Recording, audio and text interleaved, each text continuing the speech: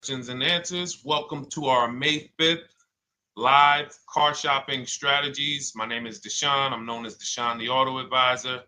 And over the next 60 to 90 minutes, I'm going to be sharing what we call the cars from home philosophy, the way you can shop, get bids, make your car buying simple, empower yourself, and guarantee that you did not leave any money on the table. We're going to talk about a lot of things you may not be familiar with.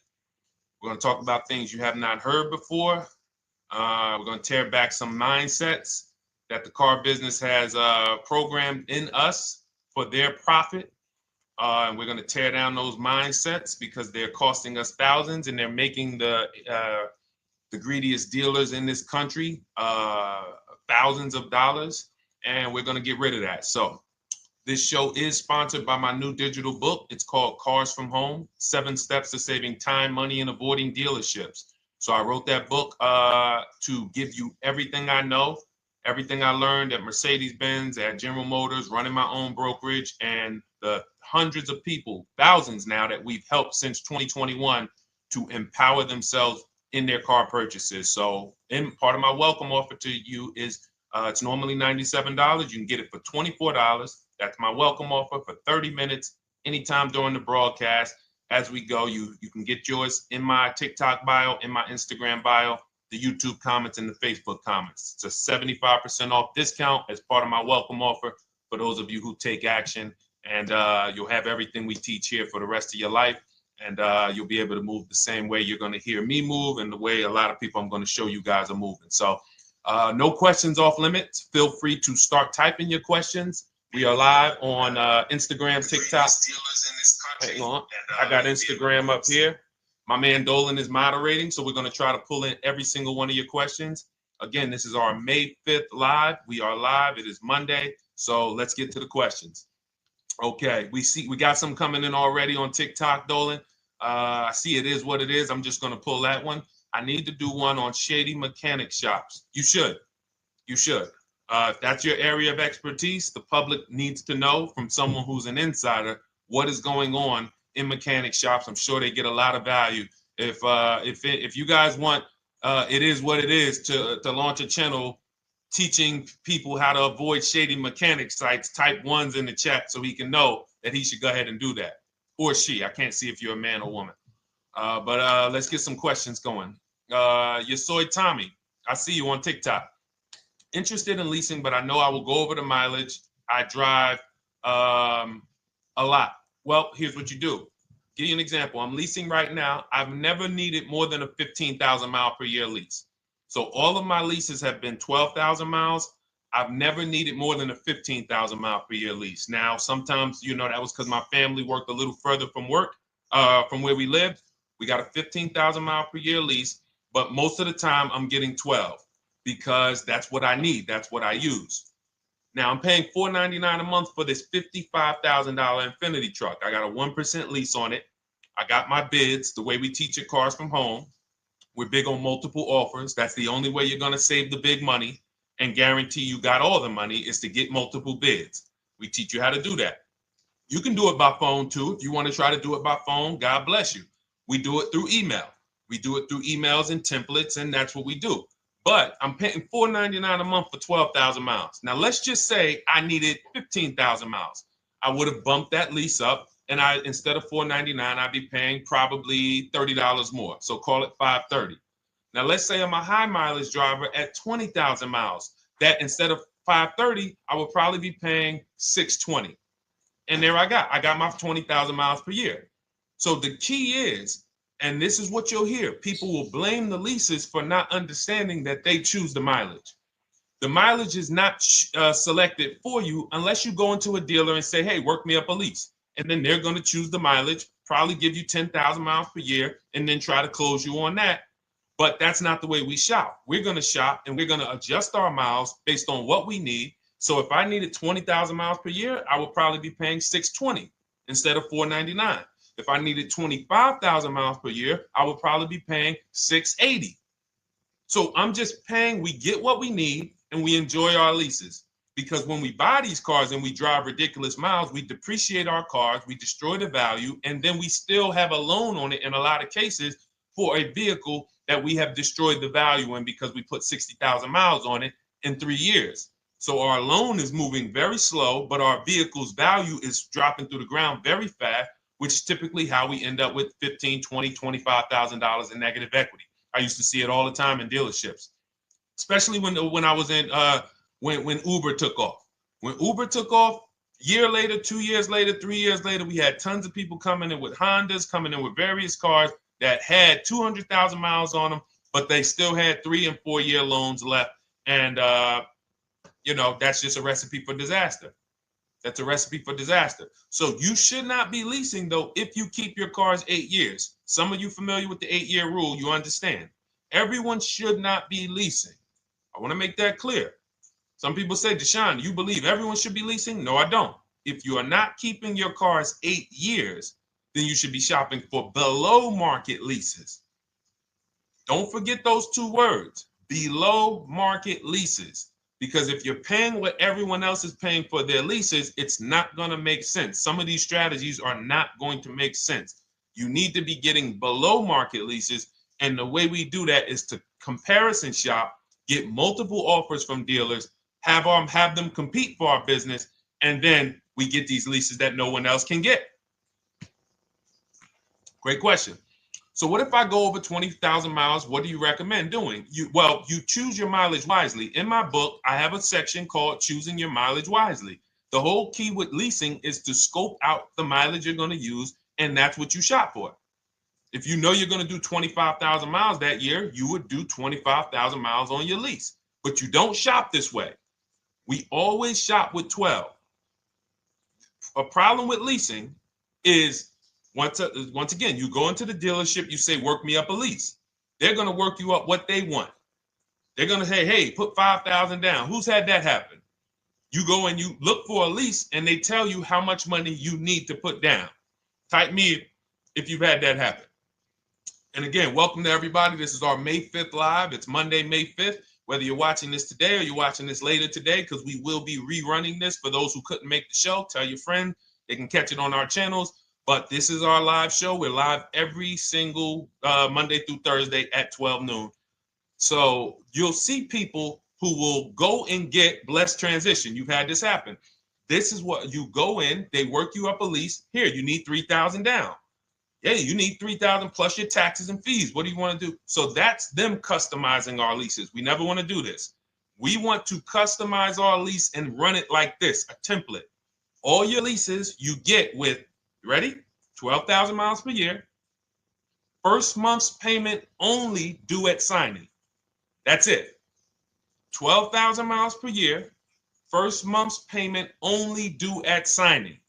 That is how you shop all of your lease offers, because this allows you to now use the 1% rule, which I didn't create.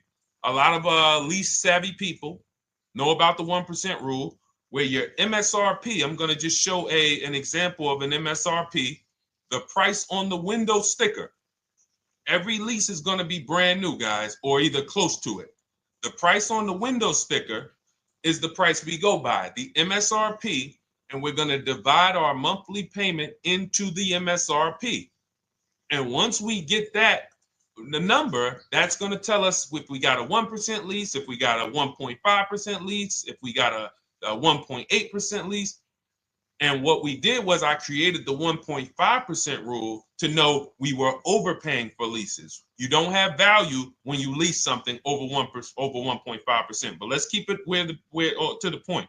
The point is you're shopping all your leases, first month's payment due at signing, 12,000 miles per year, and then you're using the 1% to 1.5% rule to gauge the value. Once you find your best offer, that's when you go and you say, can you please adjust the mileage down to 10,000 because that's all I need, or up to 15,000 or 18,000. You shop your offers with 12. You find your best offer concerning what value is, 1%, 1.2%, 1.4%. You lock that up, and then you tell them, show me what the payment will be with 20,000 miles per year or 15,000 miles per year. That's going to keep you from walking into these 80% dealers which are never going to give you a below market deal. When they drop their prices, they're never going to drop low enough to beat their competition. That's why their name of the game is them keeping you from checking their competition. And then you avoid these people, you find those deals, and then you adjust the mileage with that dealer. But choosing your mileage is very important with a lease. And that's why you should take 5 minutes, 10 minutes, tally up your lifestyle over the next 3 years, and you choose your mileage that you need. Great question. Let's go, Dolan. I'm getting married today. Congratulations to Ash on Facebook, everybody. Ash is getting married today. Congratulations. May God bless you with a healthy, lifelong marriage. Hallelujah. All right. Angel on YouTube says, can I lease for 36 months, then purchase to have a lower payment instead of buying at a higher payment? Now, what he's asking or she's asking is, I want this new car, but if I buy the new car, then I'm going to have to pay for the new car, in which case it's too unaffordable. So can I lease it first and then buy the difference at the end? Yes, you can. Let's talk about why that's not that financially wise. There are signals, guys, that tell us we are looking at vehicles that are too expensive for us. Signals. Would anyone on here take a 50-year mortgage? Anybody? Anybody? We got some smart people on here. Anybody volunteering for the 50-year mortgage, ladies and gentlemen? Anybody? Come on, somebody.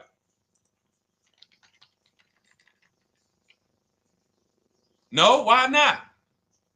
Why not? Why is everybody saying no to the 50-year mortgage?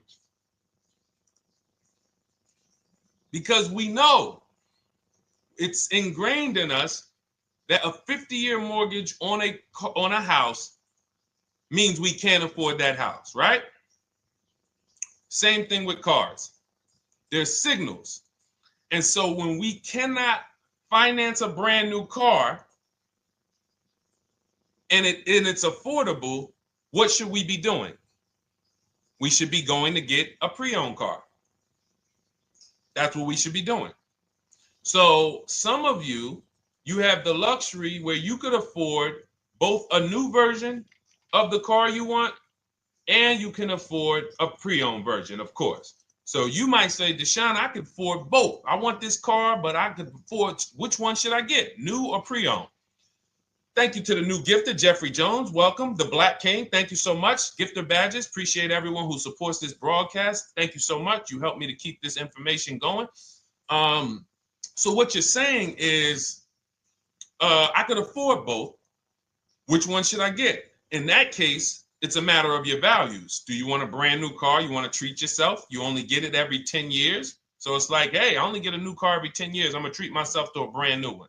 Curtis Thomas, thank you for sharing. Or you might say, you know what? I want to go to value play. Even though I could afford a new one, I want to knock 20, 30, 40% off the price, and I want to get me a pre-owned version.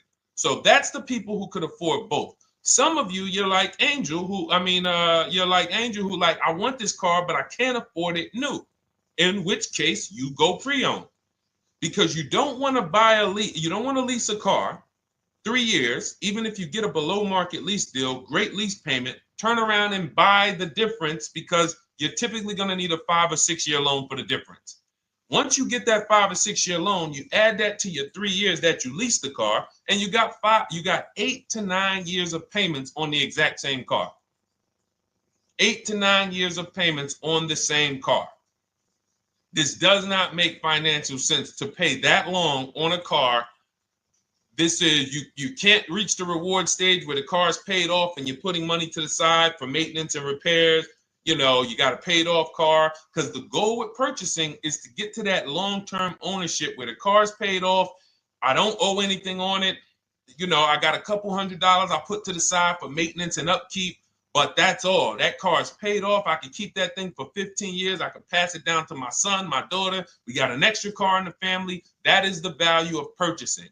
So if you have a payment for 8 years on a car, you don't get to that stage. So that's why before I would ever recommend someone lease and then purchase the balance, I would recommend someone purchase a quality pre-owned car and get it at a below market price. Okay, does that make sense? Okay, everything that we're talking about, guys, is in my new digital book. It's called Cars from Home, 7 Steps to Saving Time, Money, and Avoiding Dealerships. Has everything we teach, because the name of the game is learning how to structure your deals. When should I lease? When should I purchase? And then once you have your structure, getting bids on everything to make sure you don't leave any money on the table. When you get bids on everything, you're never going to lose any money on your trade-in, because you didn't just get one offer on your trade-in, you got bids. You're never going to overpay for your interest rate, because you didn't get one offer on your loan, you got bids. You're never going to overpay for the new car or the used car you're buying, because you didn't get one offer on it, you got bids. And that empowers you to control the transaction. That is what we teach. That's in my new digital book, step by step. You can get your copy for 75% off, normally $97, but it's part of our welcome offer for 30 minutes. You got it in my TikTok bio, Instagram bio, YouTube comments, or the Facebook comments for $24. Okay, enjoy it, use it. All right, let's keep it going. I need to buy a car. I want to know how to buy the advertised new the new SUV vehicle for under $10,000 or even under $20,000. I don't really understand the question. Let me read it again. I need to buy a car, and I want to know how to buy the advertised new vehicle for under $10,000 or even under $20,000. Are you saying that's the discount you're looking for, or are you saying that is my budget? Please let me know. I don't quite understand. Go ahead to the next one, Dolan.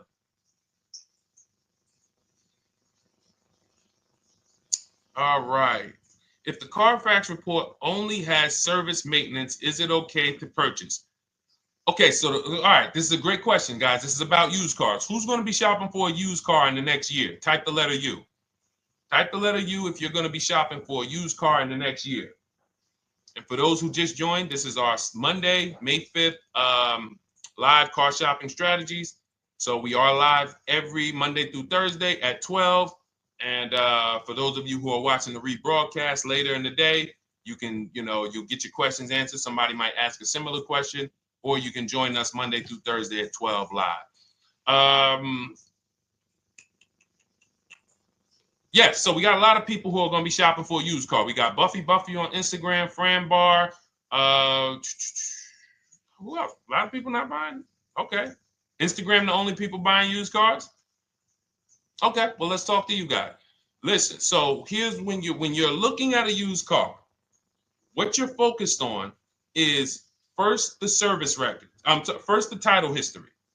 What is the title history? That means, is it a salvage car? Is it a frame damage car? Is it a now, well, let's start first. Where do we find these cars? Let's start there. We're not going to lots. We're not stumbling onto people's lots. That's what they want. We do not want to go through our neighborhoods looking for used cars. Anybody who does not have a used car on a website, they're trying to take advantage of you, because that is unadvertised, that they don't want to be where the competition is. That is not the way we're going to move. And for years, it was like that. You drive past a dealership on the weekend, you see hey, oh, look, they got this nice yellow car, a nice big red car outside, and you just pull right in. That's 2005 stuff. Now, every used car, we need to be able to compare it to the whole market, which means we need to see it on a website, on a marketplace. So we're opening up, this is called my multiple marketplace strategy. We are opening up, and some of you are going to need a pen if you're going to really, or unless you're going to watch the rebroadcast, because I'm running stuff past you that, you're trying to buy a $30,000, $50,000, $100,000 car. We're not talking about how you're going to get a couple things from Amazon and, set up a little home studio for $2,000. We're talking about the second most expensive purchase most of you are going to make. So it's understand that you're going to need to focus in order to get the most out of what we're talking about. So we're going to go to the marketplaces. The marketplaces are Carvana. They sell their own inventory. CarMax, they sell their own used car inventory. Driveway, they sell their own used car inventory. We're going to go to now dealerships. AutoNation, they sell other people's, they sell their own. They buy and they relist it on their website.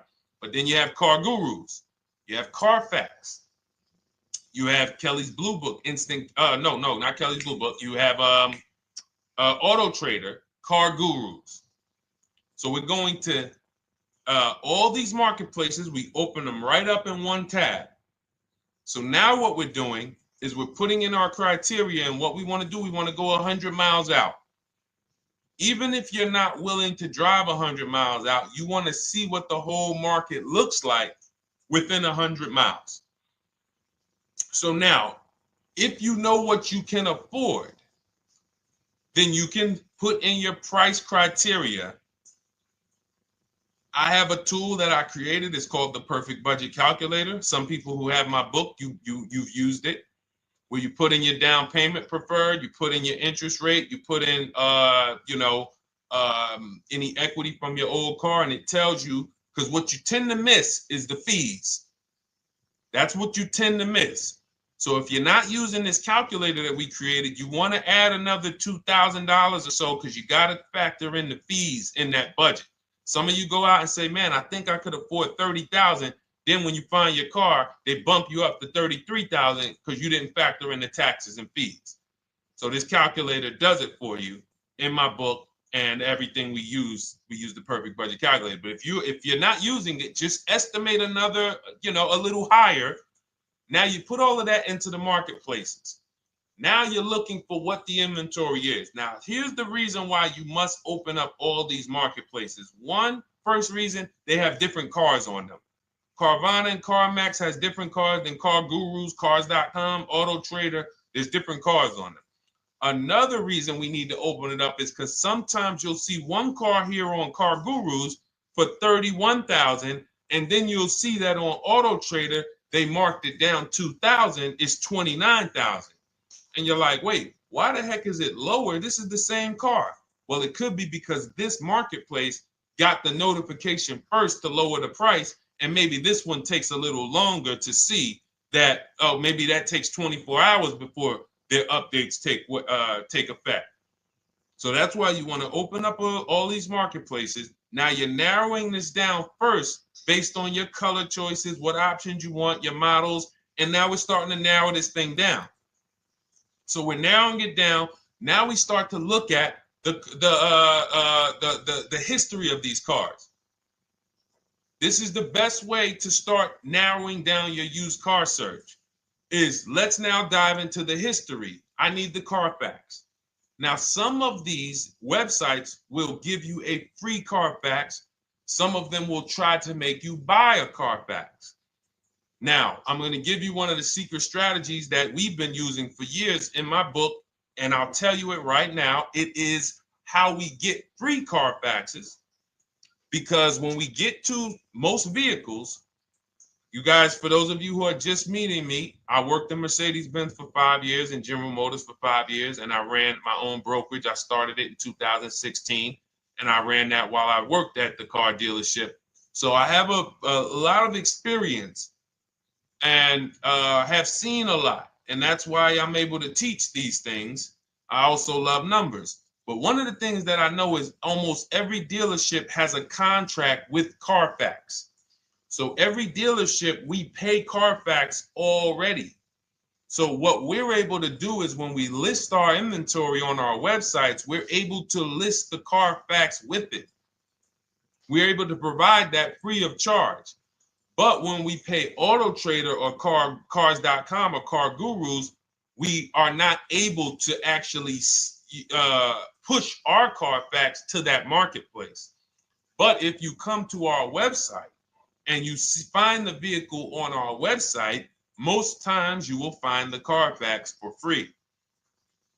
That is what we have been doing for years.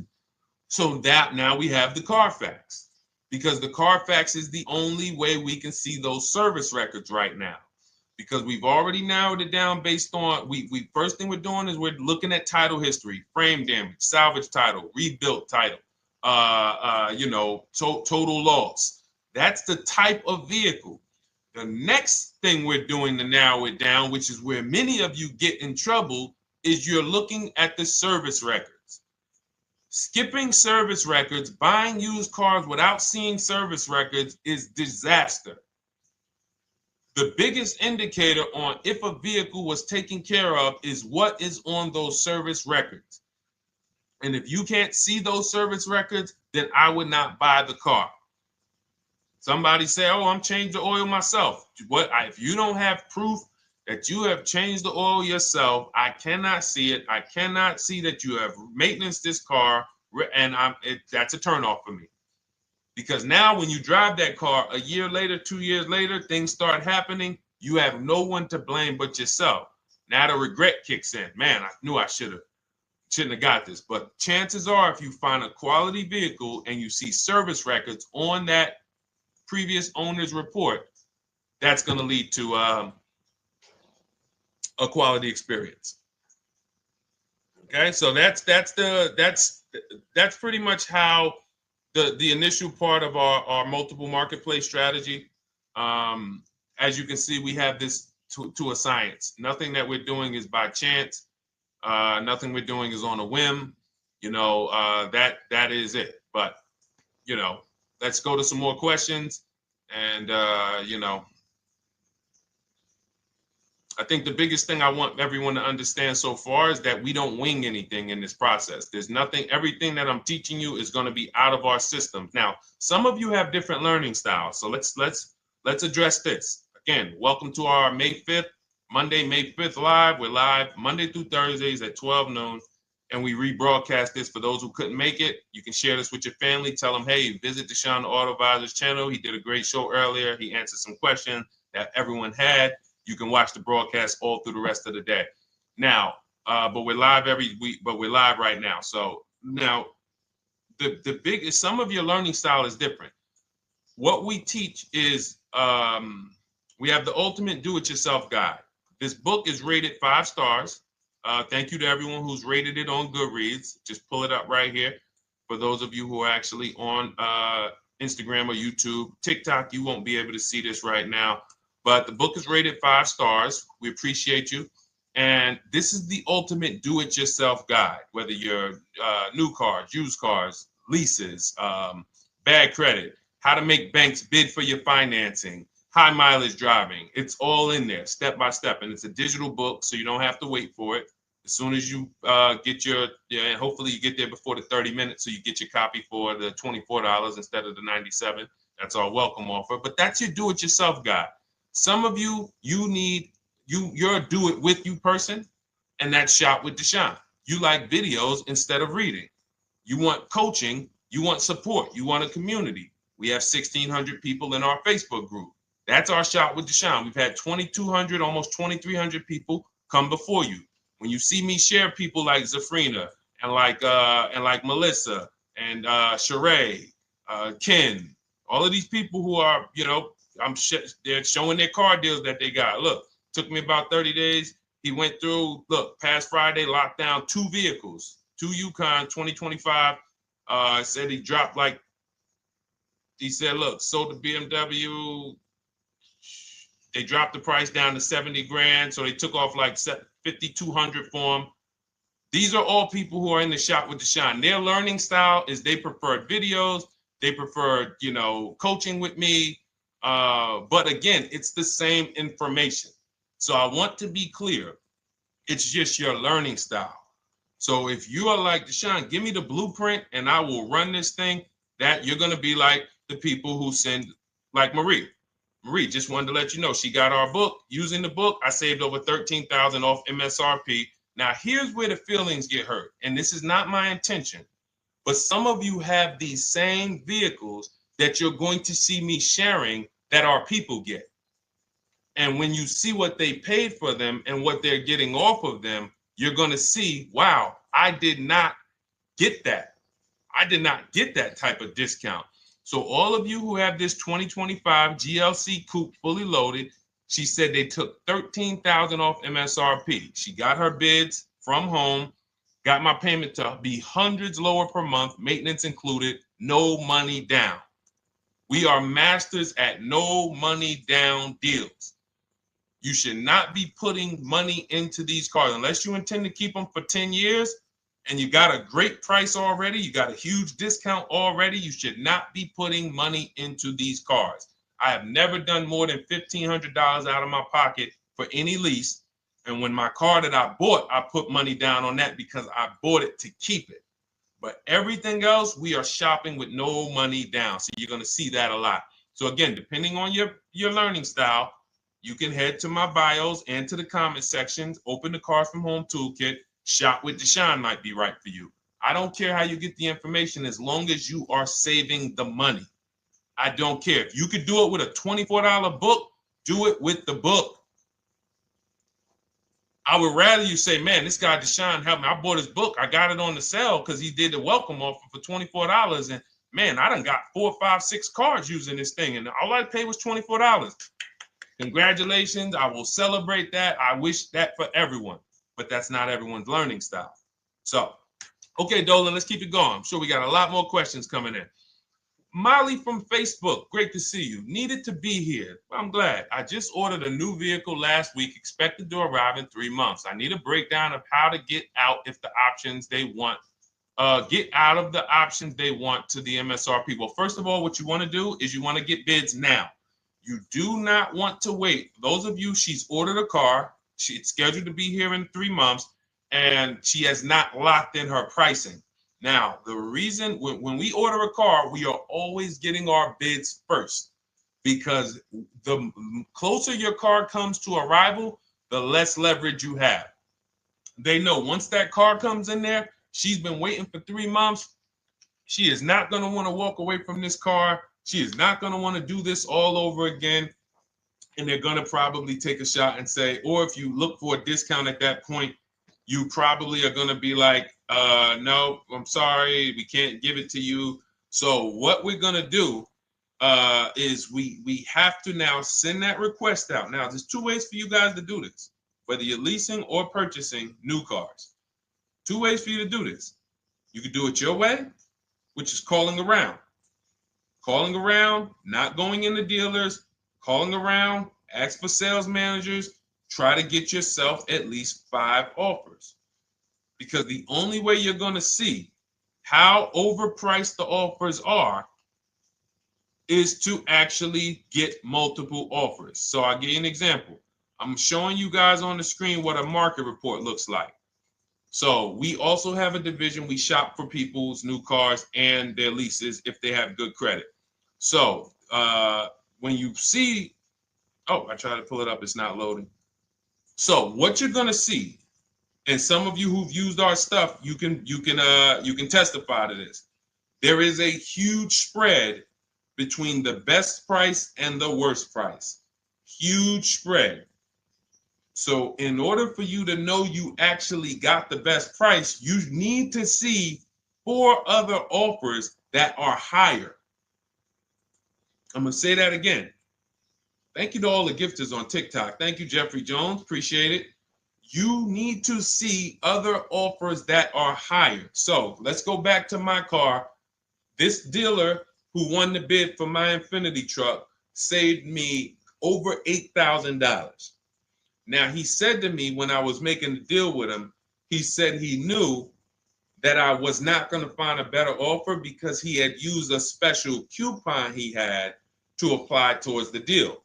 He needed the deal that month, and that's why he won the bid. So he's able to take off $8,000. If I was purchasing, I would have got $8,000 off the price. But I leased it, so my lease payment was $499 a month with $1,270 down total. And $1,270, $499 of that was my first payment. So every other offer that I got, $560, $605, $640, $700, $750. That's how you know you did it right. If you don't have a bunch of the 80%, we call them. This is the 80%. Some of you have heard me say we don't negotiate with dealers with fake fees. It's a losing battle because even when they take off all the fees, they're still super high.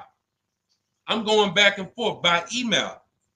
So if you're using what we teach, you're taking minutes out of your day. You're going back and forth with email. We close deals in 60 to 90 minutes. I'm not inviting anyone to car college. 60 to 90 minutes of emails back and forth. Next thing you know, we're closing a deal.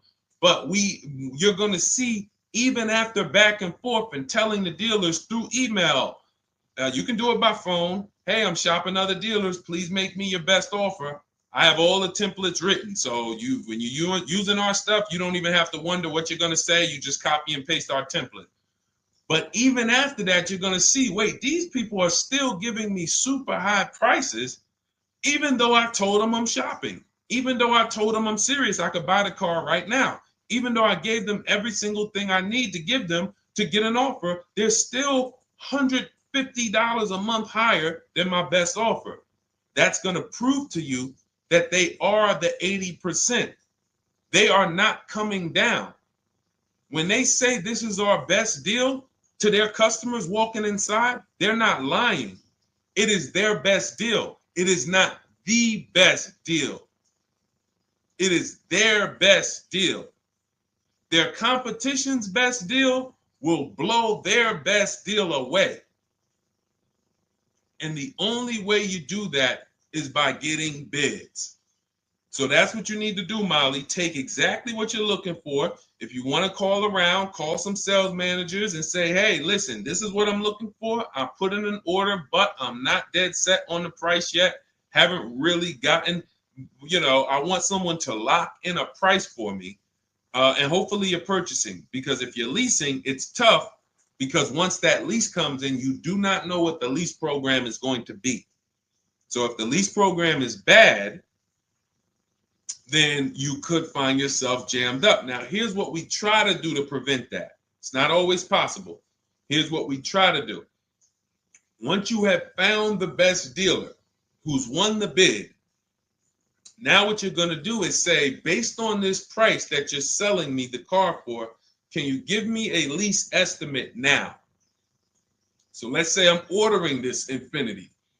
I shop around, I find a dealer who says, all right, Deshone, I'll place the order. I'll take $6,000 off list price for you if you do the business with me. Perfect. Can you give me a lease quote based on that now? I know this is not the vehicle. My vehicle's coming, but can I get some type of an estimate of what it would be? And then I look at that, and if it's affordable, now I place my order. But I'm not placing an order for a lease blind, not knowing what my payment's going to be when that car gets here. Okay? Does that make sense? I know I may be typing, this is heavy. That's why I told you guys, when you're here with us in car buying, below market car buying strategies, this is like short 60 to 90 minute master classes. This is not lives where I'm showing you how to make macaroni and cheese and turkey and like, okay, yeah, you got your music playing in the background. Hey, listen, all right, what I need? Oh, hand me the Sazon. No, you could do multiple things. This is heavy finance talk for 60 to 90 minutes, and it will change your life. And I just saw my girl, Lisa. Lisa, good to see you. Lisa's been, she's been learning from us and rocking with Cars from Home. Let me see. I'm glad you clarified, even if no money down on the lease, you still really have to give them the first month's amount. Yes, I don't know what I'm going to do yet, buy or lease. No matter, I'm learning lots and sharing with my peeps. Thank you, Lisa. Thank you. Now, technically, you don't have to give them the first month's payment either. What I do is our templates all involve shopping, first month payment due at signing. But if I wanted to, so let's say, for example, on this $499 a month lease I got on the Infiniti, and I'll actually will add this because I'm glad you said that. The lease that's your first month's payment, so it's not considered money down. It's considered your first month's payment because you're leasing, you're paying 36 months or 39 months. We don't do 4-year leases. We don't even do 3.5-year leases in most cases. We're not doing it. It's 36 months, 39 months. And if they have a really, really good program for 2 years, they will tell us about it. But we shop for 36 months. But you can tell that if I wanted to tell them, you know what, I want to do a straight sign and drive. I don't even want to give you the $499 for the first payment, which means you're asking them to pay the first payment, then it would have just been $500 going back into the cap cost, which would raise the payment probably with interest and taxes, maybe 15, 17 bucks, something like that. So if I truly wanted to bring nothing to the table, I can just have them to, cap the first month's payment. You can do that. You can do that. So you can ask any questions. I know you're in our Facebook group, and so you let us know. But the 8-year rule is your basis for leasing versus buying. The 8-year rule, when you guys open up my book, you'll hear me talk about this. I'm going to make a whole lot more videos about the 8-year rule because it is the parameters for how to know whether to lease or buy. It takes into account how drastic cars depreciate. They lose value like crazy. All the losses are in the first 5 to 7 years, and you don't win until you've kept the car at least 8 years, compared to someone who's getting a below market lease. So let's take an example. You look at somebody like, Brian. Brian got my book. Just finalized my first ever lease using your system.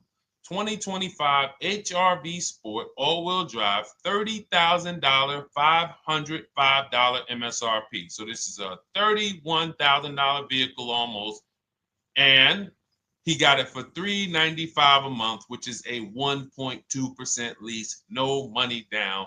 Now, his initial quote from this dealer was $434. This is the winning dealer. But in my book and in our systems, we have a counter offer calculator where we put all the offers we get into the calculator, and then it calculates the best offer and it tells us what to counter. So his initial quote was $434. He countered with the calculator and ended up closing his deal at $395. So these are the people that, for all of you who you're like, wow, are there any cars out there with a $300 payment anymore?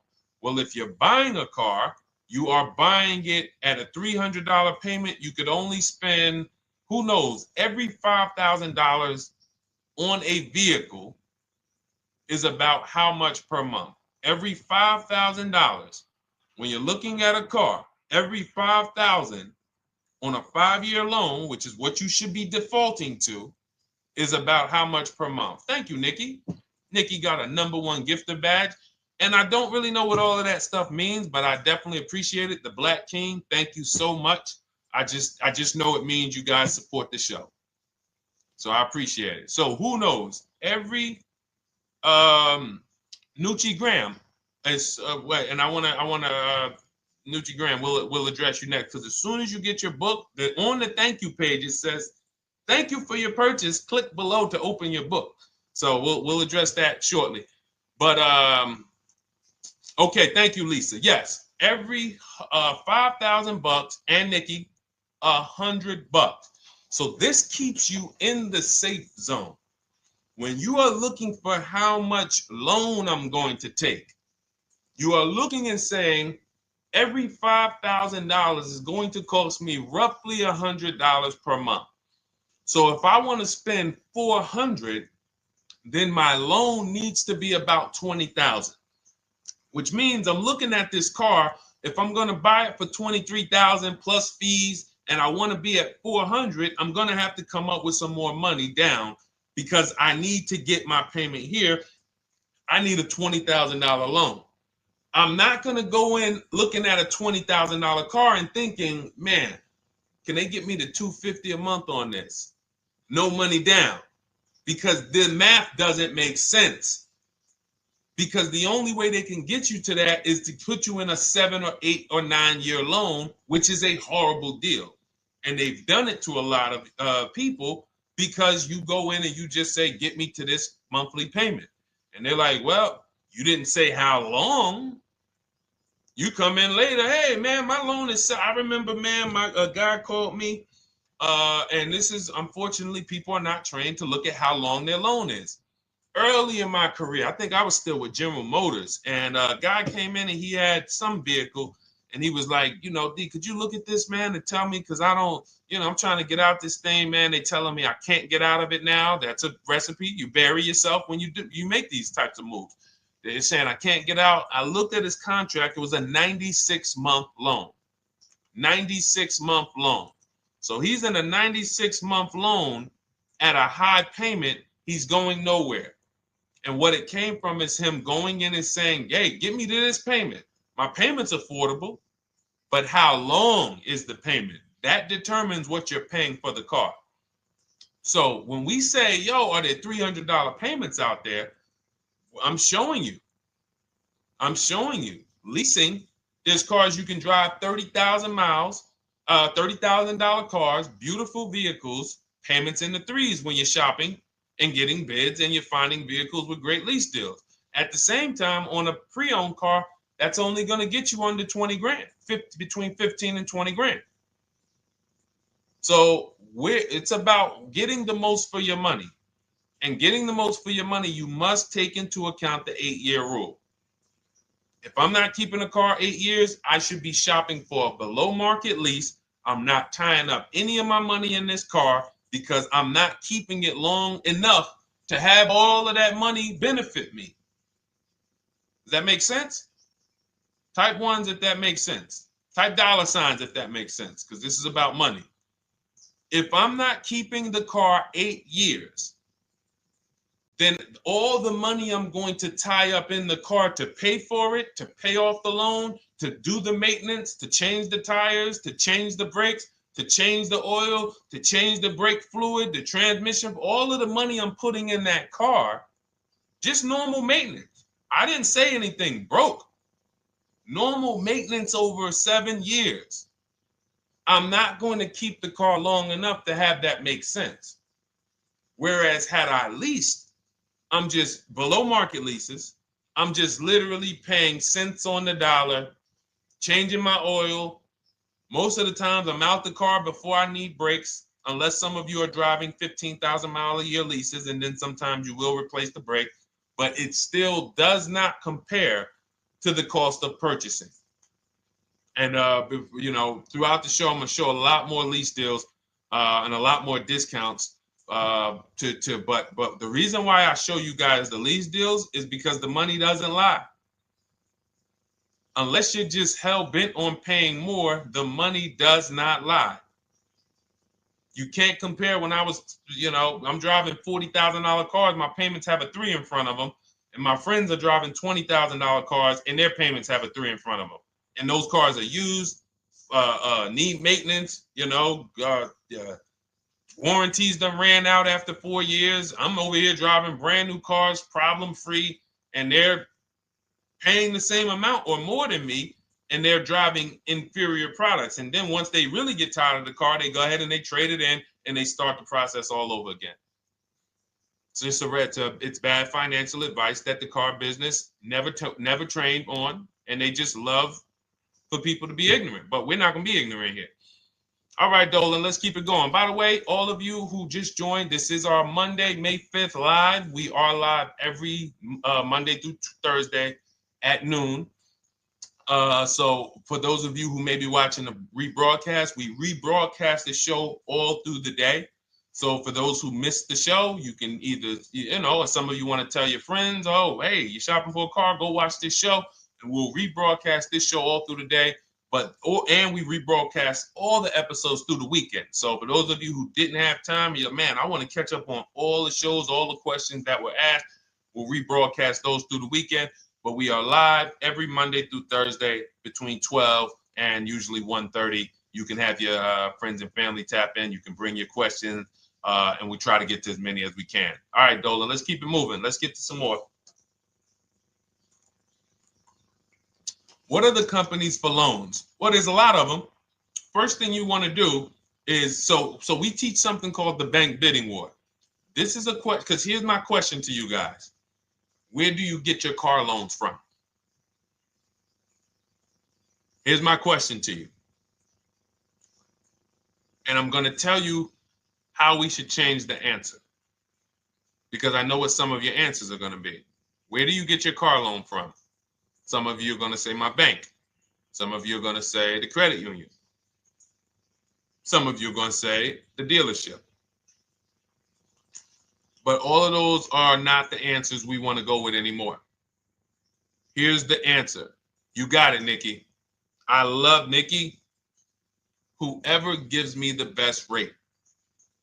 That is going to be the answer moving forward. If you're using what we're teaching, that's your answer.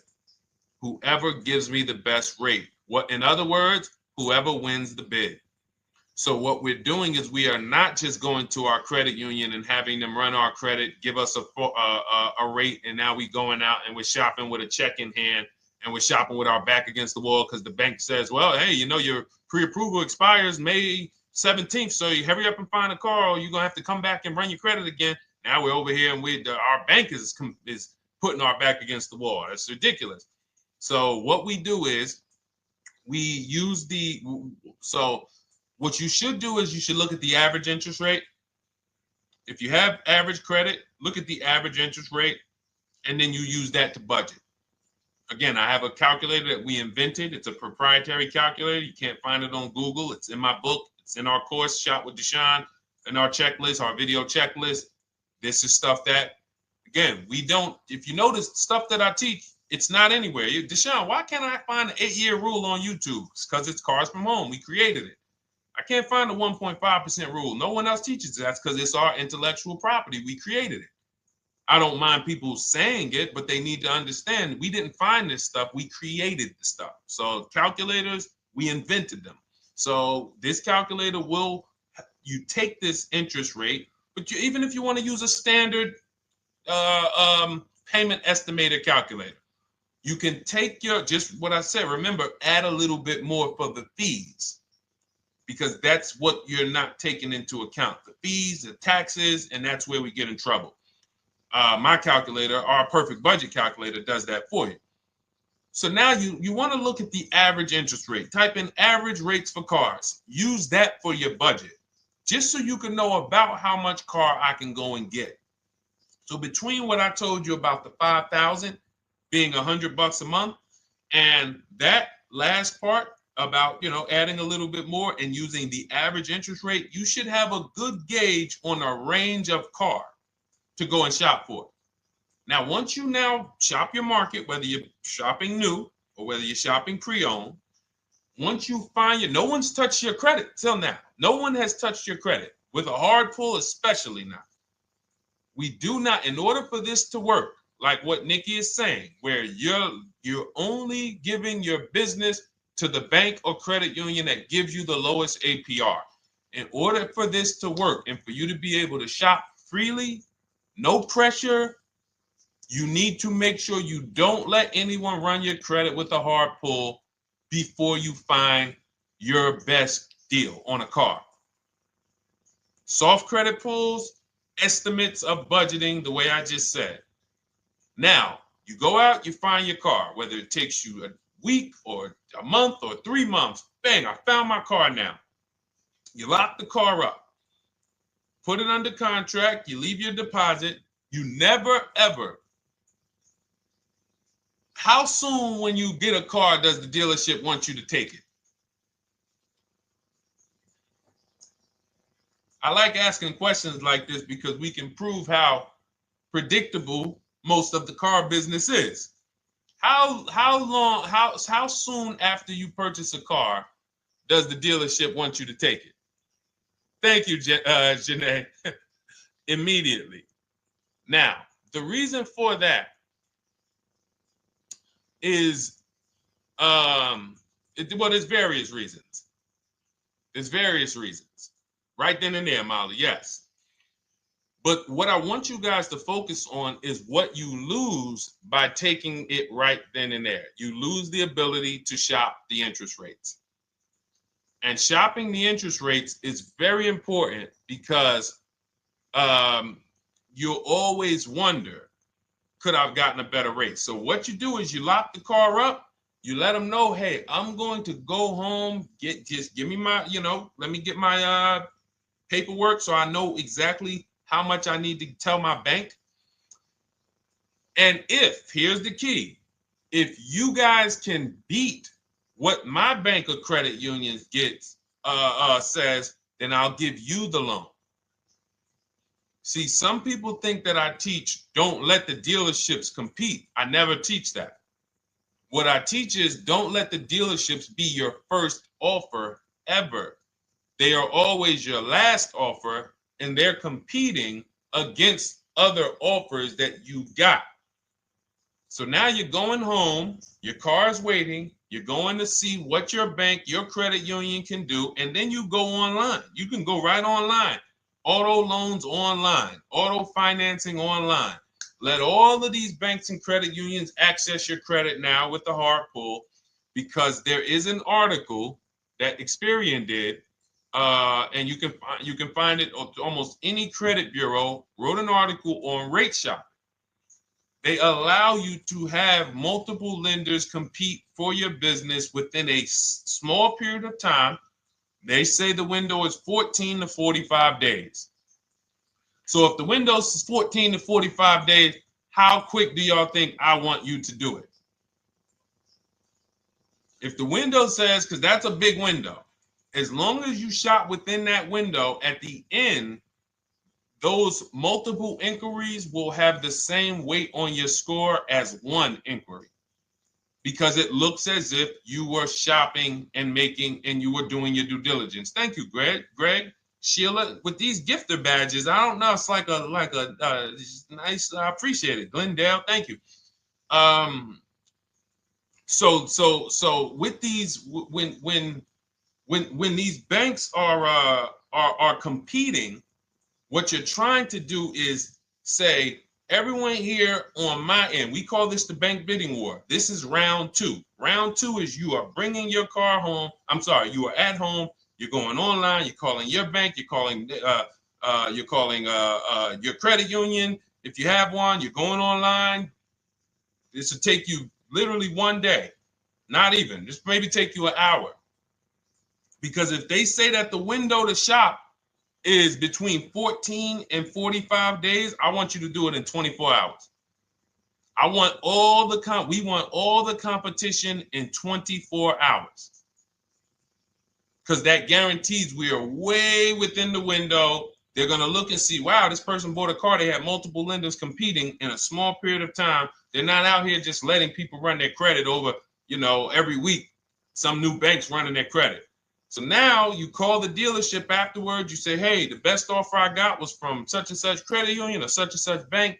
If you guys can beat it, I'll give you the business. You allow the dealer to now shop you to their banks. In which case, they're going to call you and say, hey, good news, we got you a better rate. Or, hey, good news, we couldn't beat the rate, but we can match it. In which case, they save you the time, they save you the paperwork. Or they're going to say, hey, listen, that's a great rate you got. We can't beat that. None of my banks can beat it. And in which case, we guarantee all around we got the best rate, which is the goal we're looking for. As Nikki said, I'm only giving my business to who gave me the best rate. That is the bank bidding war. So when you get your digital book, Cars from Home, you'll get that in writing. We also have it in our Shop with Deshone video checklist for those of you who are more do-it-with-me types. Again, we're all about your learning style. And some of you just like, Deshone, I see you. Can you shop for us? What are these? I'm seeing a lot of you guys shop for people, new cars, new cars, leases only. And you have to have good credit. Your FICO scores need to be over 670, all of them. But if you don't, again, same result. We've been helping people get these results since 2021. And again, I am all about speed. These are short videos. The book is boom, action steps, action, action, action, action. I'm not trying to teach you everything about cars. I'm trying to walk you through a path, a 7-step path to get to the result you want all the time.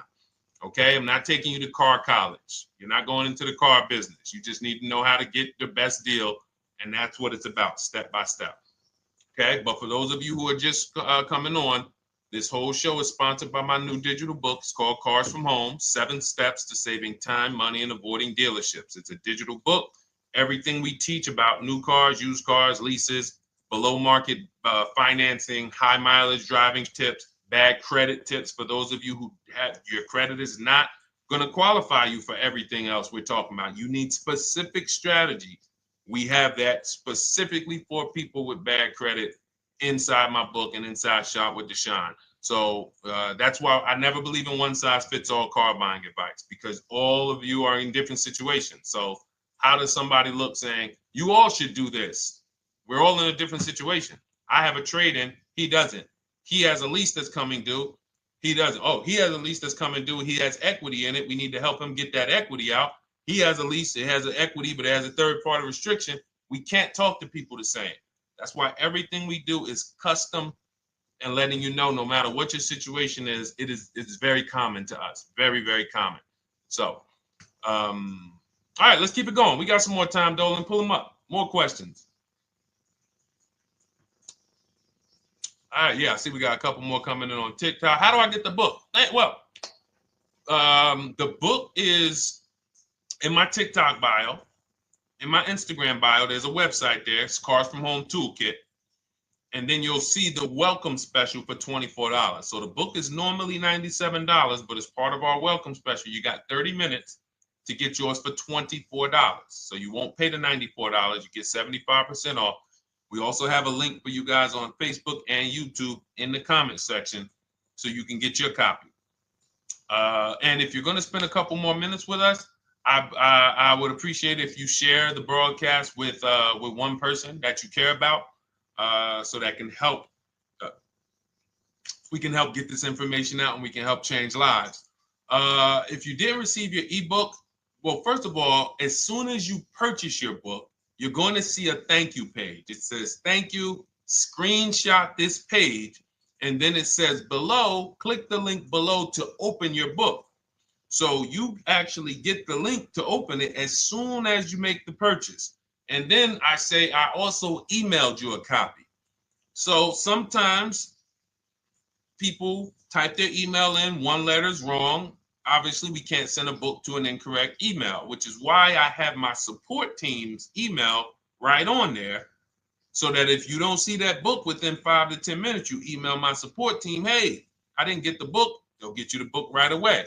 So as you can see, I want you to, Dolan, can you put up, do we have anywhere with, we can put up the support team's email for this person?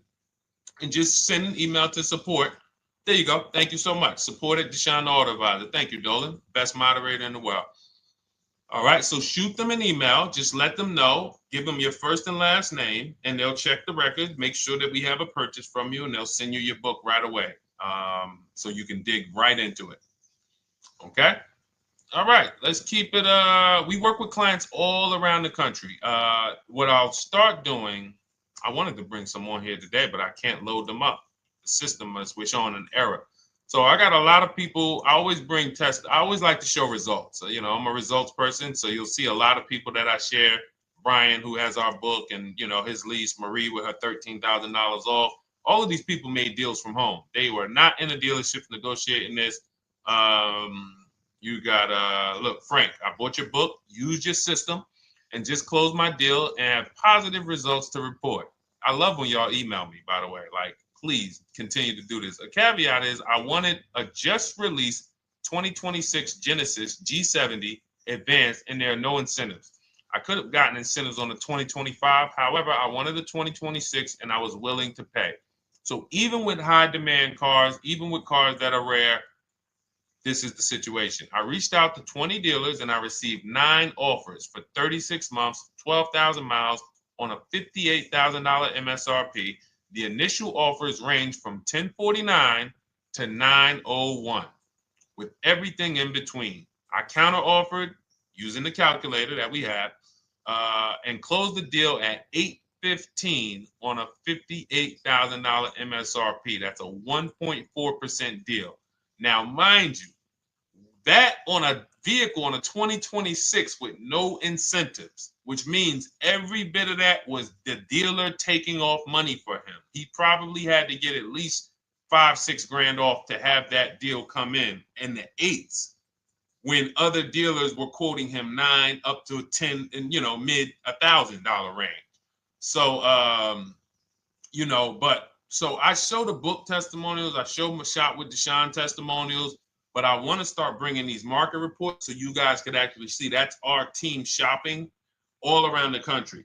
And that allows us to stay, we're able to just stay on top of the market, like from state to state. It proves like this stuff is not, oh, if you're in New Jersey, the deals are better. Hey, if you're in Florida, the deals are better. If it's California, we don't have deals out here. All of this stuff is not true.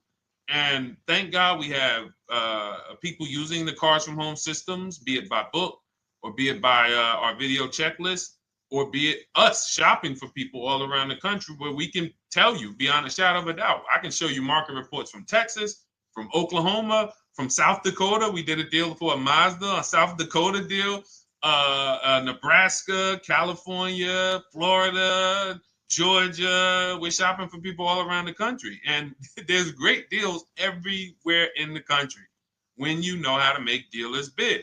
Because you're always going to find that 20% dealer who just wants to beat their competition. They're the best in the region. And you got to go out to find them. You got to have a system to find them. Because most of the dealers are not them. Most of the dealers are the 80%.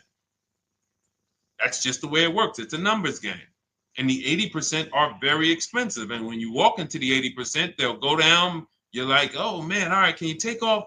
Can you get me down? Like, yeah, man, you're like $150 a month higher than where I could be, my max. And they go back and forth. They're like, man, I could take off $50 a month. Ah, man, that's the best you could do. And then next thing you know, you get down to 100. Yeah, all right, we'll take off $100 a month. And you're like, all right, I guess I'll take that. You don't realize that a 20% dealer, not only were they nowhere near your max budget, they were $100 less than your max. You're talking to the 80%. The 80%, when they come down, they're still here. The 20% are here. So you're over here with an 80% dealer walking into these dealers. 8 out of 10 dealers over here are 80% dealers. So y'all talking them down like this, and y'all thinking we winning. Oh, I talked them down to this. Meanwhile, the 20% dealers are here. 20% dealers will launch a bid. We gotta cut. Oh man, if this thing wasn't broken, tomorrow's show, I'm gonna bring on a lot more market reports. We got dealers who come right out. We getting offers 700, 790, 820. Dealer come right out 650. Boom, blow everybody away. Like, oh, let's go. We got a winner. Looks like we got a winner here. That's it. And then it becomes fun. As you can see, this is fun for us. When you change the way we shop, you shop and you start to you're going to be the prize. You're going to be the prize. So anyway, let's keep it moving. For those of you who have gotten your book, I look forward to you using it, empowering yourself, having these same results. For those who didn't know about the book, it is a digital book. You can get your copy for 75% off for 30 minutes in my TikTok bio, my Instagram bio, the YouTube comments, and the Facebook comment. And for those of you who've been on and you still don't quite trust us, you want to get started with maybe some free advice, go grab our cheat sheets. We have our free cheat sheets in my Cars from Home toolkit, totally free. Test us. Look at the cheat sheets, look at the strategies, look at the emails I'm going to send, guiding. Like I don't play around. So if you want to just say, test out, let me hear some free advice, start with our cheat sheets. All right. Yes, I'd actually answered that when I read that comment, Dolan, on TikTok about do we work with clients in New Jersey and New York? Well, yes. When it comes to shopping done for you, if you open the Cars from Home toolkit and you're like, Deshone, I just want to relax at home. You guys go shop the market for me. If you have good credit, FICO scores over 670, and you have and you're shopping for a new car or a lease, you can book a call with us and we can see if we can help you. Book a 10-minute call. It's free. And we can see if we can help you. Is it best to lease a car if you're currently underwater? Ooh, if I was underwater right now, let's just say I have 15,000 negative equity. I made a bad deal during the pandemic. I'm upside down and I'm like, man, I got to get out of this car. But and first of all, I know I should be leasing because now we know the 8-year rule. The 8-year rule says if we're not buying our cars to keep them at least 8 years, we should be shopping for below market leases. We're going to pay a lot less money. Below market leases, not normal leases. Very important. So what I'm going to do is I'm going to actually right now look for an electric vehicle that I could lease because some electric vehicles right now, we're getting under 1%. We're getting 0.88% leases. We're getting 0.79% leases, because if you do your bidding, you're going to see. Now, again, if you want to call around for your multiple offers, you can do that. I'd rather you call around than to do what you've been doing. I'd rather you, with your new cars and your leases, call around before you walk. That's better than what you've been doing. But if you're like, Deshone, I don't want to talk. I don't want to wonder what I'm going to say. I just want to copy and paste. That's the Cars from Home way. Either way, you get your 5 offers, and you're going to see now, my best offer on this $40,000 electric car might be $320 a month. So I'm now driving a $40,000 car. If I didn't have my negative equity, then I would be driving it for $320. But now I got to bring this negative equity over. Now, the reason why you want to look at these electric cars for this is because if you try to bring a bunch of negative equity over, what ends up happening is you're now messing up the loan to value ratios, and the bank won't approve it. So you might go in and look at a $40,000 car, and now you bring this 15 grand of negative equity, and the bank is saying, we're not going to loan $55,000 on a $40,000 car. We're not doing that. So that's when they'll say, some of you may have heard this before, you have to put money down. They'll say, we can't get you approved unless you can put $3,000 down, $5,000 down. You have too much negative equity, and the bank is not going to approve it all. But when you get your bids on some of these electric cars, you're going to get $10,000, $15,000 off. And this is specifically what I would be looking for. I would be looking for the electric vehicle that when I get my bids, I'm saving 15 to 18 to 20 grand off. And if you guys don't think that's possible, you haven't been here for long. You know, this is Milligan. She bought her Mercedes EQE last year. She literally, MSRP of her car was $79,245. She got almost $30,000 off the vehicle. Almost $30,000 off the vehicle. $51,359 is her price. $79,000 vehicle. She got it after rebates, after discounts, after everything. $51,359. So you take a vehicle that you can get a huge amount of money off, then you bring your negative equity over. So now that payment goes from $320. Yes, it might go up to $575 or $600 even. But I know I'm in a nice car now. I'm in a brand new car, and after 3 years, I'm done with that negative equity. So that's what I would be doing. And if God forbid the car gets totaled while you're driving, you're out of the negative equity in a lease. So if I rolled that negative equity, 15 grand over to this car, now I'm driving it. Boom. All right, I got this electric car. I'm out of the negative equity. I got a good value. I'm in a $40,000 car. My payment is affordable. Now I'm driving. Oh, shoot, car gets totaled. I'm out. I can go get me another car now. I can go and get the same exact car, but I can get it for $320 now. So, you know, that actually is the reason why people commit insurance fraud and total their cars or get them stolen intentionally. But no, that's just something to keep in mind. Something to keep in mind. Because most of you, when you start leasing, you're going to see that was my reason for negative equity. That was my reason I kept having negative equity, is because I wasn't leasing. And that was the reason I was paying more money for cars than I should have, because I wasn't leasing. And again, the key is getting below market leases. You walk into a dealership and say, work me up a lease, you're not going to have these payments that, you know, we're talking about here. It has to be below market leases. That comes through multiple offers. Only way. All right, let's keep it going. A lot more questions. No gap then. Is that your first time leasing? Well, no, we'll get to that. I see it's a little conversation happening on TikTok over here. By the way, everyone, this is our Monday, May 5th live. We're live Monday through Thursday. Tell your friends, please. I would love for those of you who are going to keep joining us to see some friends tomorrow, family members tomorrow, co-workers. When you are at work, when you're talking to people, if they say they're car shopping, I would love for you to invite them to our live shows Monday through Thursday at 12. And if they couldn't make the show, we will rebroadcast each episode for the rest of the day. So after today, after we end the show, if you guys want to refresh on some things or you want to whatever, you want to send people, we will rebroadcast this episode for the rest of the day.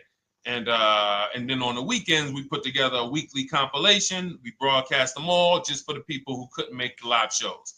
But every Monday through Thursday, we are here.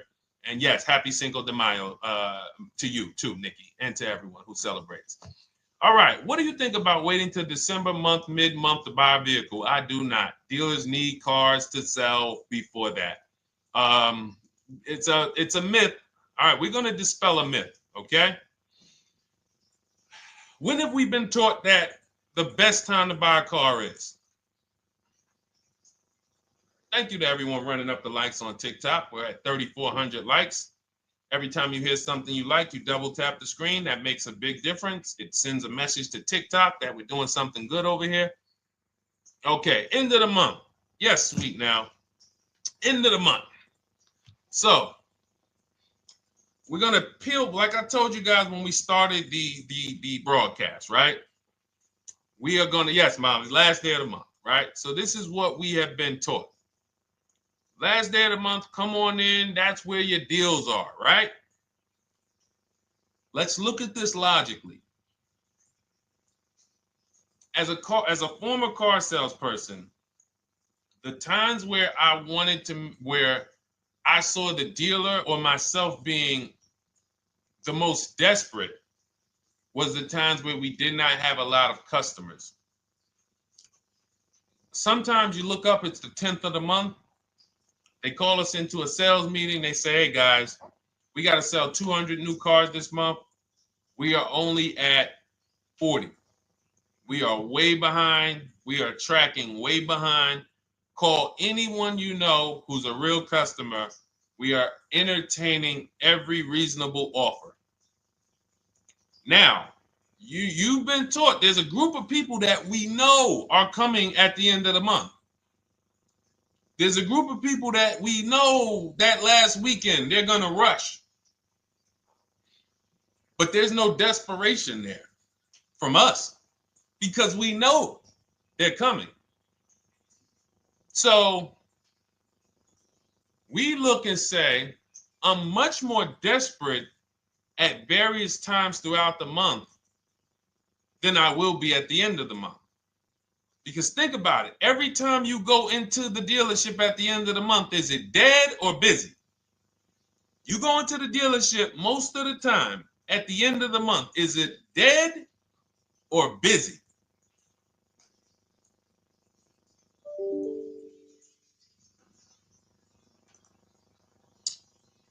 Thank you. It's a zoo. It's a zoo. Customers everywhere. That means all the car salesmen are not worried about making a deal.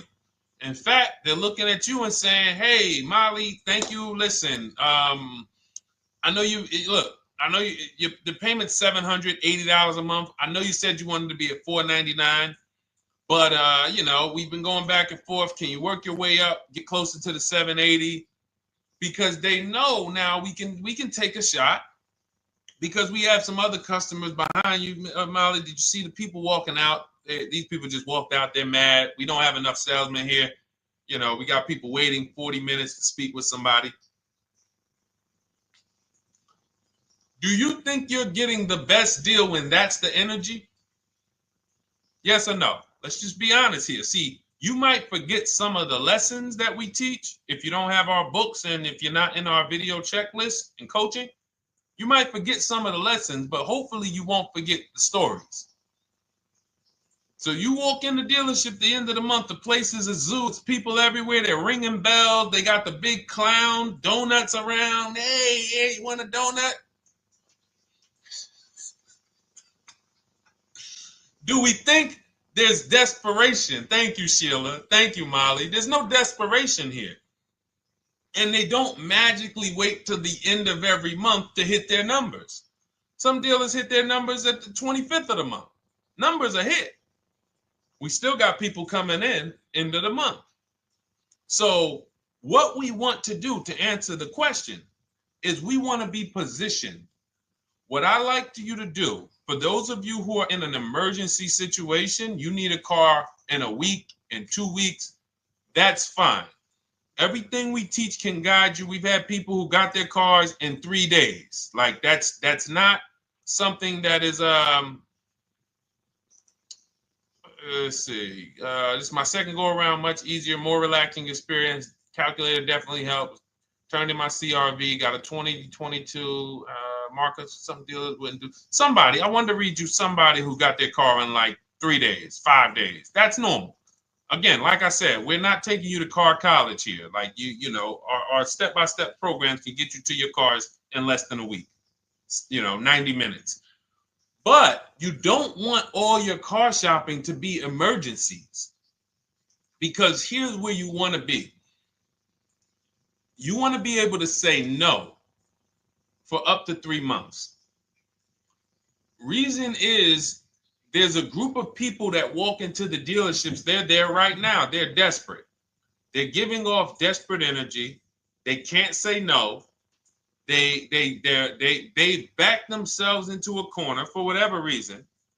If their leases are up, maybe they don't know you can get an extension. If your lease is up this month, you can call. You can get yourself an extension for 1 month. Some leases will be extended up to 3 months, up to 6 months. Those of you who have cars and you're like, Deshone, I'm shopping for a new car, but I don't need it. I just, my car still got some life to it, but, I want to look for something new. This is a position of power to be in. This is where you want to be. You want to be able to say to yourself, all right, let me look at the offers this month in May.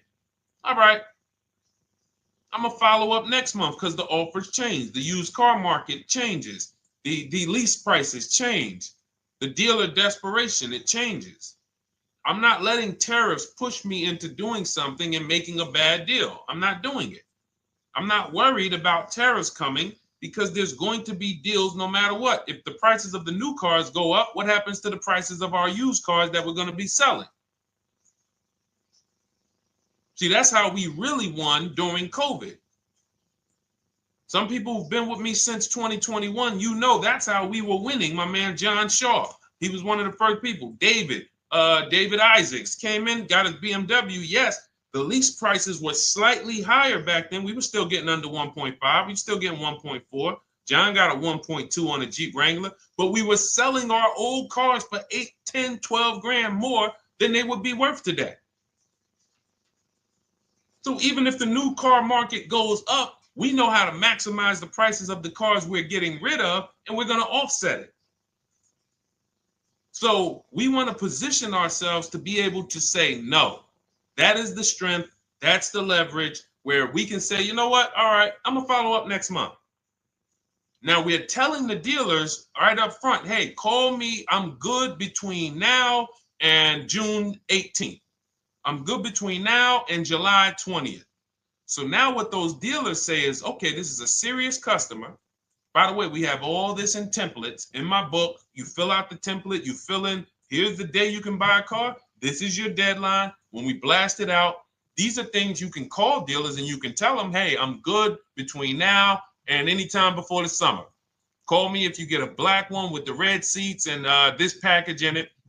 If you want to call around, you want to do it that way, you could do that. But what you're letting them know is, call me when you want to make a deal.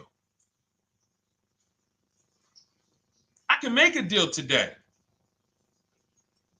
Let me see the numbers today. Great. All right. If sometimes you'll see that a car is a little bit out of the range we want it to be in, you might say, man, I'm looking for it to be around, 505. This thing's coming in about 550. Okay, maybe I'll check next month, see if the program gets better. You might say, all right, dealers are saying to some of you shopping for cars that maybe every dealer is not going to have it. When you reach out to the dealers, only 5, 6 dealers have it. But they say, hey, I got something coming in May. I got something coming end of May, June. Is that good for you? See, they're desperate customers. They can't say yes to that because they back themselves into a corner. But you guys now operating with a 90-day shopping cycle. If a deal comes today, I'm jumping on it. But if you got something coming next month, I'm jumping on that. Call me when you're desperate. Call me when y'all have that meeting. Hey guys, we're way behind. Listen, we need a deal. I'll take any deal right now. Hey, is that person that Sheila McCauley, you know, that last month, her number, we couldn't make that deal last month. Did she get a call yet? Hey Sheila, did you get a call yet? No, I'm still waiting. Okay, great. We can get to your number now. Perfect. Thank you. Positioned.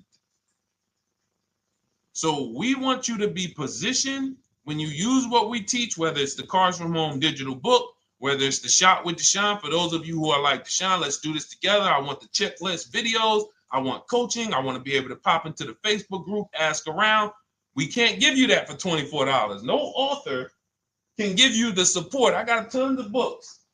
There to Be a Man, In His Steps, Tony Robbins' book. None of these authors can give me support for the price I paid for their book. That just can't happen. But some of you are like, you know what? This is a big investment. I want to make sure I have access to, you know, systems for life. That's the Shop with Deshone done for you video checklist. And then you got coaching direct with me in our Zoom calls every first and third Wednesday. Twice a month we do. And then we got our private Facebook group with 1,600 people. And then some of them are sharp as me. I'm telling you, let's look at, you know, y'all know I brag about Rosalie. If you like Rosalie, if girl got 4 cars in within a year, you know. Her first car was the Infinity. She got her Infinity truck. And I was sharing her a lot last year when she got her Infinity QX60, but she recently shared that she got 3 vehicles. And hold on, where is she at? I just had her up. So this is the people that's in the group. Like, look, 3 vehicles. Big shout out to Deshone the Auto Advisor for making these incredible deals happen. 3 new leases for my sons with only first month's payment down. She got a Nissan Rogue, almost $37,000 vehicle, $399 a month, no money down. Mazda CX-30 Sport, $28,000 vehicle, $28,300, $339 a month. That's a 1.2% lease. And she got a Mazda CX-50 Premium Plus, $40,400 vehicle, $420 a month. 2 1% leases and a 1.2% lease. And the cherry on top, she says, I sold 2 leases. Some of you don't even know you could sell a lease. She said, I sold 2 leases. She had equity. Now, not every lease has equity. But if 8 out of 10 leases don't have equity, then 2 out of 10 do. So if you've just been dropping your leases off at the dealership, hey, here's my old lease. Let me get the new one. Hey, here's my old lease. And you have not assessed the equity. Could there be equity in it? Imagine how much money you've left on the table. Imagine how much, wow, I didn't even know you could sell leases. She sold 2 leases, 2 2021 Elantras, walked away with $6,737 in equity. Deshone, I could not have done this without you. Your program is a game changer. So this is what we want. We want empowered car shoppers. We want people who are not intimidated. I don't care what this market does, whether I need a new car, used car, whether I got bad credit, whether I'm a high mileage driver, it does not matter. We have strategies to make sure you are going to win in this market or any market. Does not matter. Okay? So, for those of you who don't know, the whole show was sponsored by my new digital book. It's called Cars from Home, 7 Steps to Saving Time, Money, and Avoiding Dealerships. It's 5-star rated. Thank you to everyone who's rated it, reviewed it. It has everything we teach in a step-by-step format. It's normally $97, but as part of our welcome offer, you can get yours for $24 in my TikTok bio, in my Instagram bio. Click that website. It's the carsfromhometoolkit.com.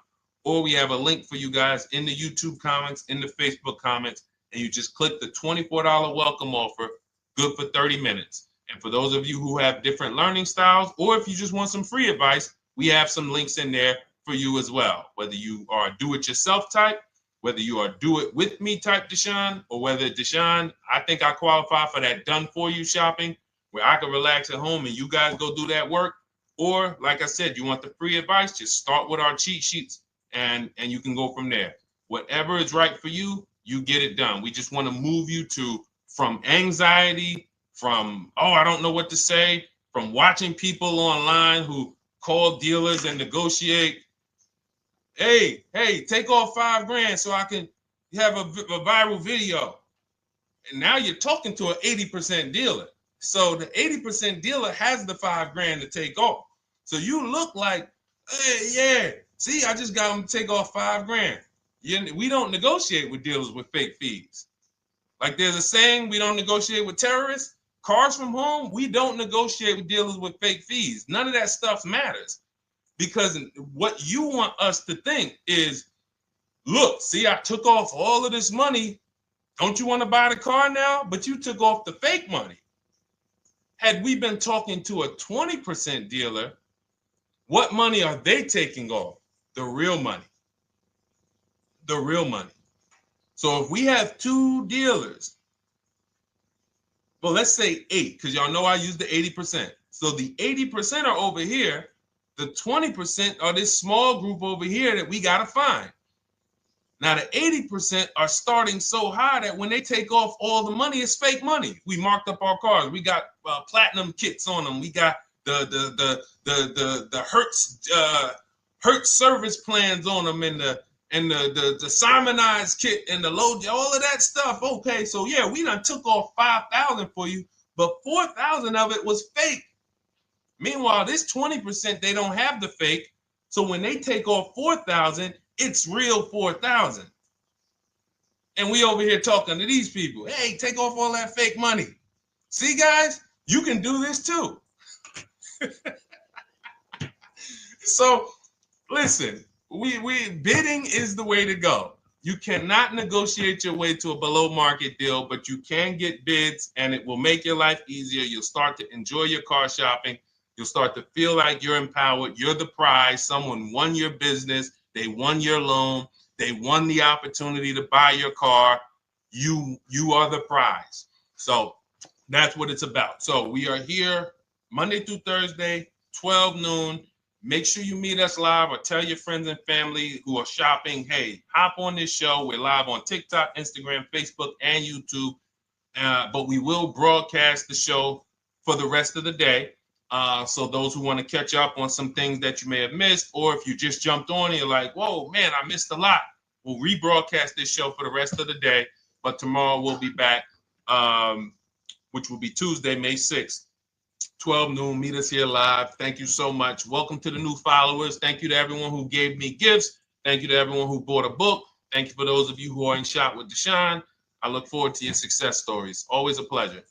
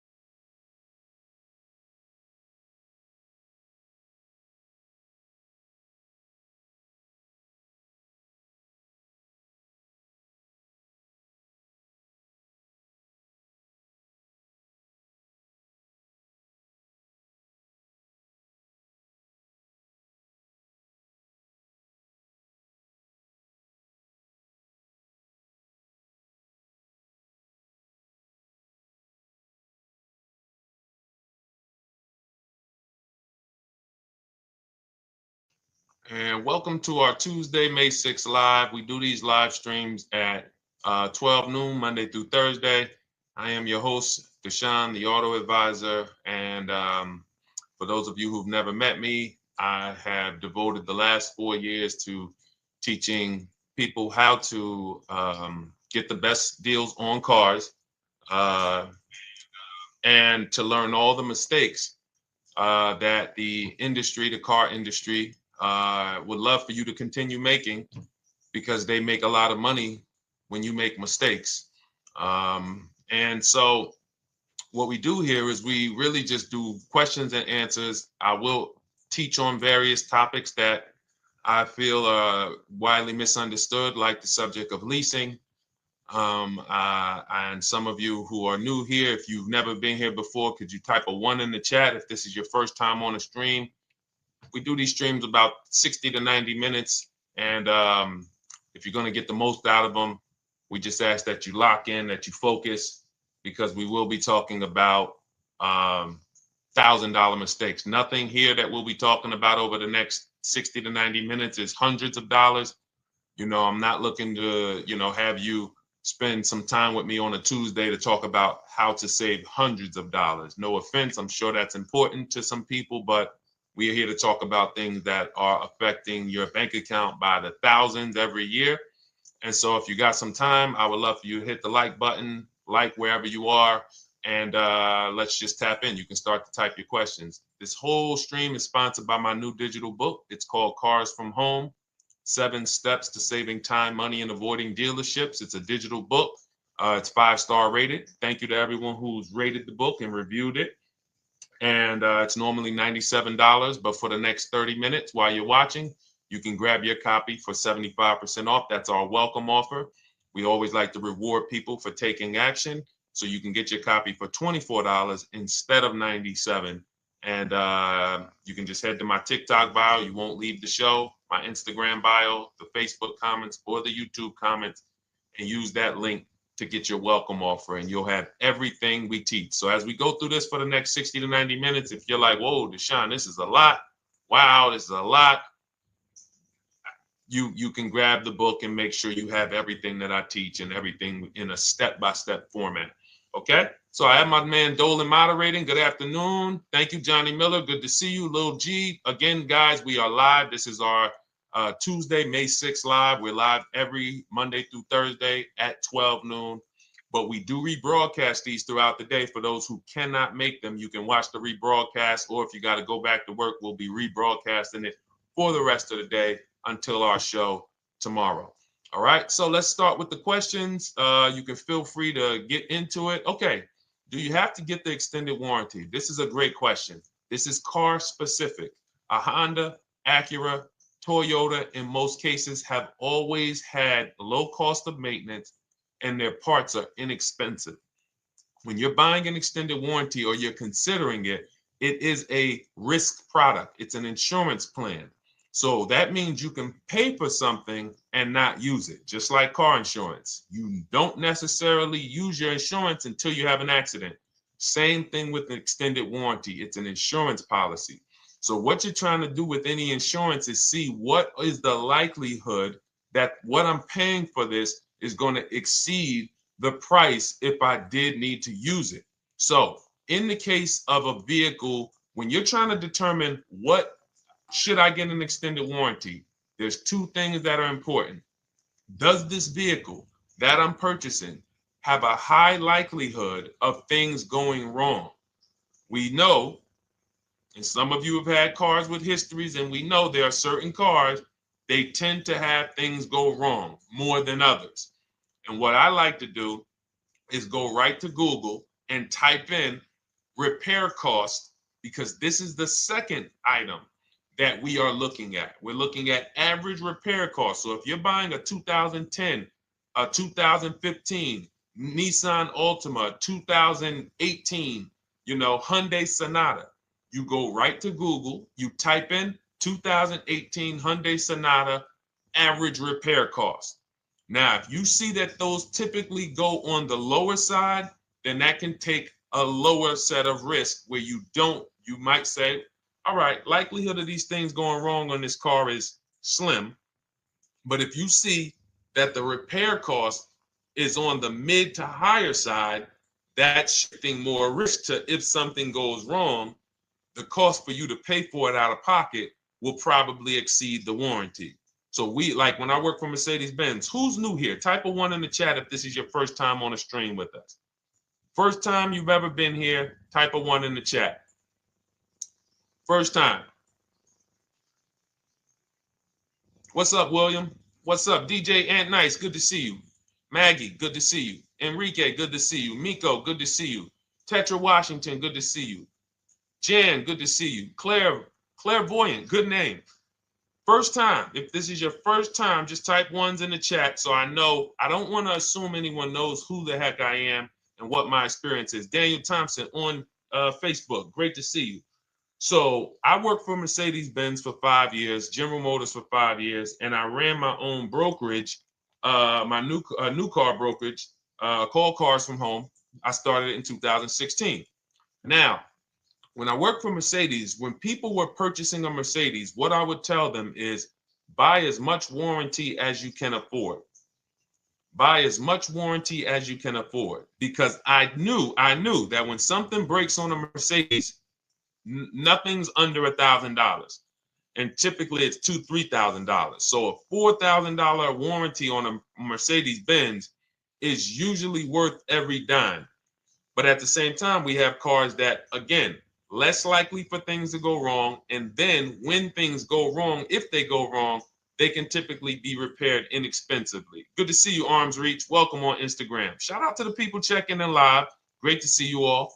So that's how you're measuring extended warranties. You don't want to get an extended warranty on a vehicle that has a low cost of repair and a low likelihood of things going wrong. You can then take your money, put a little bit to the side, have a little emergency fund, that same $3,500 that you would have put into the warranty, or $2,500, you put that to the side over the course of a year, 2 years, put $100 a month to the side, and then have that be your cushion just in case things go wrong. It's better for you to have that money in your bank account, and if things go wrong, you take it to your mechanic. You must have a local mechanic. You guys know I swear by local mechanics on cars that don't have warranties. Even if you have a Mercedes-Benz, a BMW, an Audi, something that is typically harder to work on and takes more of a specialized engineer, there are still plenty of places that have those. I mean, there's shops where they used to be Mercedes-Benz techs. Now they have their own shops. This is who you want, because their cost, their labor is going to be probably 1/3 of what a dealership is going to be. So these are the resources that, again, keep more money in our pocket while getting us the same level of service and experience. Okay, great question. Welcome, Uncle Nene. Good to see you. Uncle Nene. All right, listen. Nicole, good to see you. All right, Dolan, you can pull up the next question. Feel free to start typing your questions. And as we get more questions in, we'll try to get to all of them. You guys know we're not always able to, but we do try to get to all of them. How do I shop around for the best lease deal without affecting my credit? Well, first of all, you're talking to someone who's, just so you know, I've taught thousands of people to lease. I've gotten 7 leases. Now, when we look at what we are doing with a lease, first, we have to consider how we want the information presented to us. We are not letting dealers tell us how they're going to quote us. We are telling the dealers how to quote us. So we are going to have all our quotes. Thank you to everybody hitting the like button. I see you. I appreciate you. And shout out to the sharers. As I see people who share, I always like to give the shout outs to the people who share this broadcast with their friends and their family. And thank you to everyone who's giving gifts on TikTok and Instagram. Appreciate you all. So what we are doing when we're telling a dealership, you give us a quote with first month's payment only out of pocket, 12,000 miles per year, and put all the taxes and fees into the payment, assume tier 1. So we are presenting it now in my book and in my Shop with Deshone programs, my video checklist. I have all the templates. If you're going to do this yourself, you just need to remember how you're presenting this. You can call around to dealerships, because there's 2 ways to do this. Shopping from home. Cars from Home is about showing you guys, and I'm going to be showing you guys a ton of payments. And listen, I don't want you to feel bad, because some of you are going to see that you've left a lot of money on the table. Part of what I have to do here, and I've been doing it for 3-4 years now, is I have to tell you the bad news. For 3 years, I did a masterclass called Everything You're Doing Wrong Buying, Selling, and Leasing Cars. We put probably over 15,000 people through that masterclass. But those were people who were willing to hear the bad news They knew, Deshone, I got to hear the bad news to get to the good news. So as I show the difference in the prices that we get and the people who listen to me get, more than, forget about me, the people who are like you, the people who are on a live, saw a video, and then took action and learned and use our processes, the results they get compared to what you're getting. You're going to see, wow, they're saving $3, $5, $7, $10,000 more than me every single car. And so the Cars from Home system is about bidding. It's about turning your car purchase into a bid. You're no longer begging. You're no longer going into a dealership and begging one dealer to sell you a car, and then you go to another dealer and beg them, sell me this car, please take my money, please take my money. Meanwhile, you're not seeing the entire market and the people who would compete to get your business and gladly give you the service that you deserve by giving them a $30 to $50 to $100,000 transaction, which is what your car purchase is. So now so the big thing to understand right off the top is, now I need to learn this bidding. I need to learn to get multiple offers. So you can do this by phone. You want to do this by phone, you can call around, but you must give them that information in order for you to compare the deals the right way. Lynette, good to see you. Christina, good to see you. Melvin, good to see you checking in. Rudolph, I see you. Once you actually give them that information, 12,000 miles per year, first month's payment only, due at signing, taxes and fees in the payment, assume tier one. I want the tier one offer. Even if you think I not qualify. Now, if you got a credit score above 670, all your FICO scores, most of you will qualify for most tier one leases. So you want to see, what does this look like as I get my offers? Once you get your offers in this format, you can use the 1% rule as the gauge. The 1% rule is been around for more than 20 years. Everyone who leases and who's savvy, we understood if your lease payment is 1% of the MSRP or less, you stole the car. That includes taxes, that includes fees. You're still in the car. So example, we're looking at a $30,000 car, Hyundai Sonata or a Hyundai Elantra, $30,000 car. When we shop all our offers, if that lease payment is $300 per month, with only $300 due at signing. In other words, I show up, here's $300. Good to see you, GDTV. Thank you for checking in on YouTube. Once I give you that $300, that's my payment for the next 35 months. So that's a very, very low percentage of the car you're paying. It's a 1% rule. Now, in order to get a 1% lease, you need a great lease program, which means the bank has to be supporting the car, rebates, incentives, and then you need the biggest discount, the dealer who's going to give you the biggest discount. Now, one of those we can control. One of them we can't. Which one can't we control? And for those of you who are new here, we don't play around here. But my people who are moving, and again, I'll show you, like a lot of people, we got a lot of people who've been following us, using our processes. They're locked in. They're not casually on a live here. We're not casually here talking. They are locked in. Like, boom, okay, I hear you. They're answering, they're typing, they're not, vacuuming in the kitchen and trying to hear. You can't do. We're talking about your second most expensive purchase of your life. It's going to be, you got to lock in. You got to challenge yourself to block out the distractions while we're on this stream, because this is your money. And if you don't take your money seriously, the car salesman will take your money seriously. Oh, I like that. Praise the Lord. God is good. You don't take your money seriously, the car salesman will take your money seriously. Man. So, all right, now somebody remind me the question I asked. I got so happy about that little catchphrase that I forgot who we were. So I know we were discussing, okay, we're talking about the 1% rule. So now, one of the things we can't control is the bank. We don't know what the lease payment, what the lease program is on a car. So when we shop cars, we are going to now look at multiple offers, and here's what you're going to see. Now, I'm going to show you an example of how we know or how we expose where the dealers are concerning pricing. Now, you can't see this on TikTok, but on YouTube, Instagram, Facebook, you guys can see this. I'm going to tell you guys about it. YouTube just doesn't let us do the same type of stream. But this is a particular Infiniti that we shop for. We have offers ranging, this is a $61,000 vehicle. We have offers ranging from $680 per month, which is a 1.1% lease. So a $61,000 car, $680 per month, that's 1.1%. We divide the monthly payment into the MSRP. Now, we can see here that there are some offers already from dealers that are almost $900, $889 per month. $889 per month, $873 per month.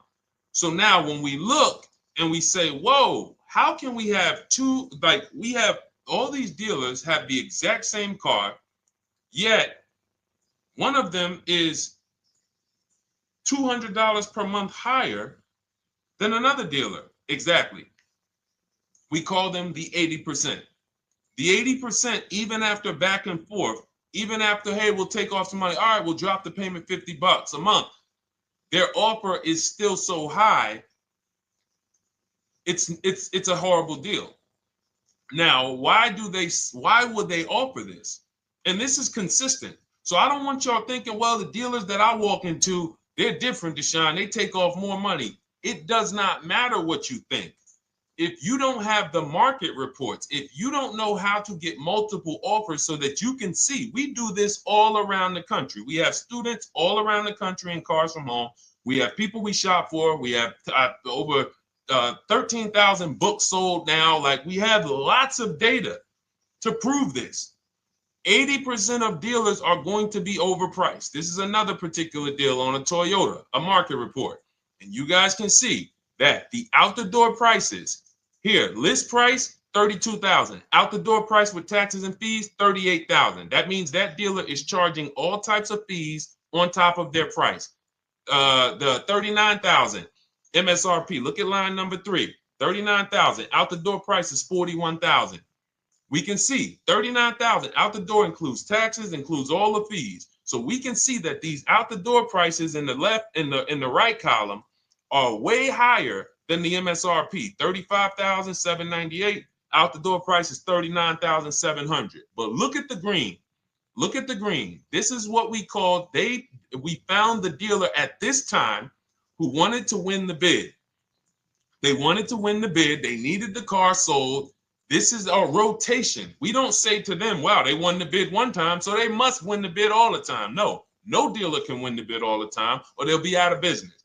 But in this particular case, at this particular time, for this particular client, this dealer said, we're going to sell this car for that's $35,500, and out the door with taxes and all the fees, $34,994. That is a over $4,000 discount off this vehicle. When all the other dealers are, not only are they not giving you a discount, they're charging over list. And they might come and say, all right, we'll take off $500. We'll take off $1,000. We'll take off $1,500. They might start so high with you guys that you think, wow, they started up here and I talked them down. They took off $3,000 from me, but they already were $3,000 in fake fees, protection plans, and all of this padding, dealer adjustments, which is fake fees. So whenever they say, because the dealer gets a minimum of a 6% profit margin, from list to invoice, we have profit. From invoice to holdback to triple net, we have money. That's all the profit margin. On top of that, when we add a dealer adjustment, what we're saying is we're going to sell this car to someone who does not have the skills to find our competition. And they're going to come in, and if we got to take off $2,000 to make them think they won, this is what we're going to do. But what we do here, what people like Brian is going to do, look, just finalize my first ever lease using your system, 2025 Honda HRV, $30,000 vehicle, $395 a month payment. no money down. His initial quote was $434. He ended up using our calculator, which we have in our book and in our program. If we put all our offers into that calculator, it tells us what to counter. He gets that offer for $395. That's his deal. We look at somebody like Wendell. Look, thank you. It's the least I can say for your book, Cars from Home. We're still in the middle of the process. Just sold our car today, like 10 minutes ago, for 30% above value. Why? Because he got bids. Look, using the insights from your book. I've read the book multiple times and told many people about it because it's that good. It's so intuitive and insightful. We'll be moving to the next step soon, and I'll write again. So now you heard him say we're moving to the next step soon. Step 2 in my book is the equity assessment. That's when we get bids for the car we have. We get bids. You're going to go to, listen, you should never be trading your cars in. Let me ask you all a question. Do we get the most money for you name me one thing that we get the most money for that thing trading it. Name me one thing. If I had this iPhone, do I get more money trading that iPhone in for another phone, or do I get more money listing it online and selling it to whoever will pay the most? Trading or selling? Let's go. Who's locked in? Tax advantages are very small. I understand you, Ronald, but the tax advantages, we have people that are selling their cars to cash buyers for $3 to $5 grand more than what they can get on trade. A tax value, a tax advantage for the difference is not, it's minimal. Exactly. Thank you, King Carter. You listed. So the money is in the bids and the competition. So going back to this person who asked the question, how do I get the best deal on a lease? It's going to be through multiple offers. That's my 2 favorite words. I would wear them on a shirt if I didn't wear unlearn, relearn. Because more than multiple offers, I need you to unlearn. Because the people who come with bad information from years, Deshone, this is not how my uncle taught me to buy cars. Deshone, this is not how I ever heard about getting cars. I was always taught just go in and just don't tell them about your trade and then ask to see the invoice and all of this stuff. That's what I was taught. Yeah, but you're not going to get the prices we're getting until you unlearn all of that bad information. Bidding is how we buy everything. When we go into the supermarket to get spaghetti sauce, all of those companies are bidding. They're bidding. Hey, listen, we'll sell you this for $3.99. Hey, we'll sell you this for $5.29. But we got a better product. We got quality. Look at us. Look, it's all bids. Everyone who wants to sell us something is competing, except car dealers. Y'all notice that? So the mindset that y'all got to have if y'all want to really win and save all of this money and get these huge discounts is I'm going to start purchasing and leasing cars like I buy other things. It's going to be a competition. And I promise you, your whole life is going to change. Your entire car buying experience will change forever. You will be sitting here just like my man Ken, graduated, $585 a month payment, no money down on his Nissan Murano Platinum, $50,000 vehicle. He's paying $585, no money down. $50,000 vehicle. How much would a $50,000 vehicle cost us on a loan if he purchased it? How much would a $50,000? Some of you know every $5,000 is how much per month. Let me see who's locked in. Who's locked in? Every $5,000 is how much per month on a loan. I see you, Daniel Thompson. Check in. Good to see you, Dane. Thank you for breaking it down with complete truth. Keeping eyes wide open to know what to exactly expect. There you go, Dane. Welcome. Glad to have you here. We do not play around when it comes to this. All I want you doing is winning with cars, in love with your deals every time you get a car. All right, nobody knows the 5,000. How much is every $5,000 on a car payment? Come on, y'all. These are principles we've been teaching. Thank you, Daniel. $100. Thank you. $100. So we always want to default to a 5-year loan. I'm going to tell you why. when you default to a 5-year loan, you're in a safe position. Now, defaulting to a 5-year loan means when I look at a $20,000 car, I'm thinking $400 per month. 5-year loan, every $5,000 is $100 per month. If worst case scenario, I'm trying to get a little bit more car, then I'll go to a 6-year loan, but that's the max. I'm not going past a 6-year loan on a car. That's like going to a 40-year mortgage on a house. They're available. It's not a good idea. So when we look at these, you say to yourself, wow, a $50,000 car, that should cost him, if he did no, remember, this is a no money down deal. We're just looking at how much money we're putting in these cars. That car would cost him about $1,000 a month if he purchased it, 5-year loan, no money down. Which is why when people purchase their cars, what do they typically do?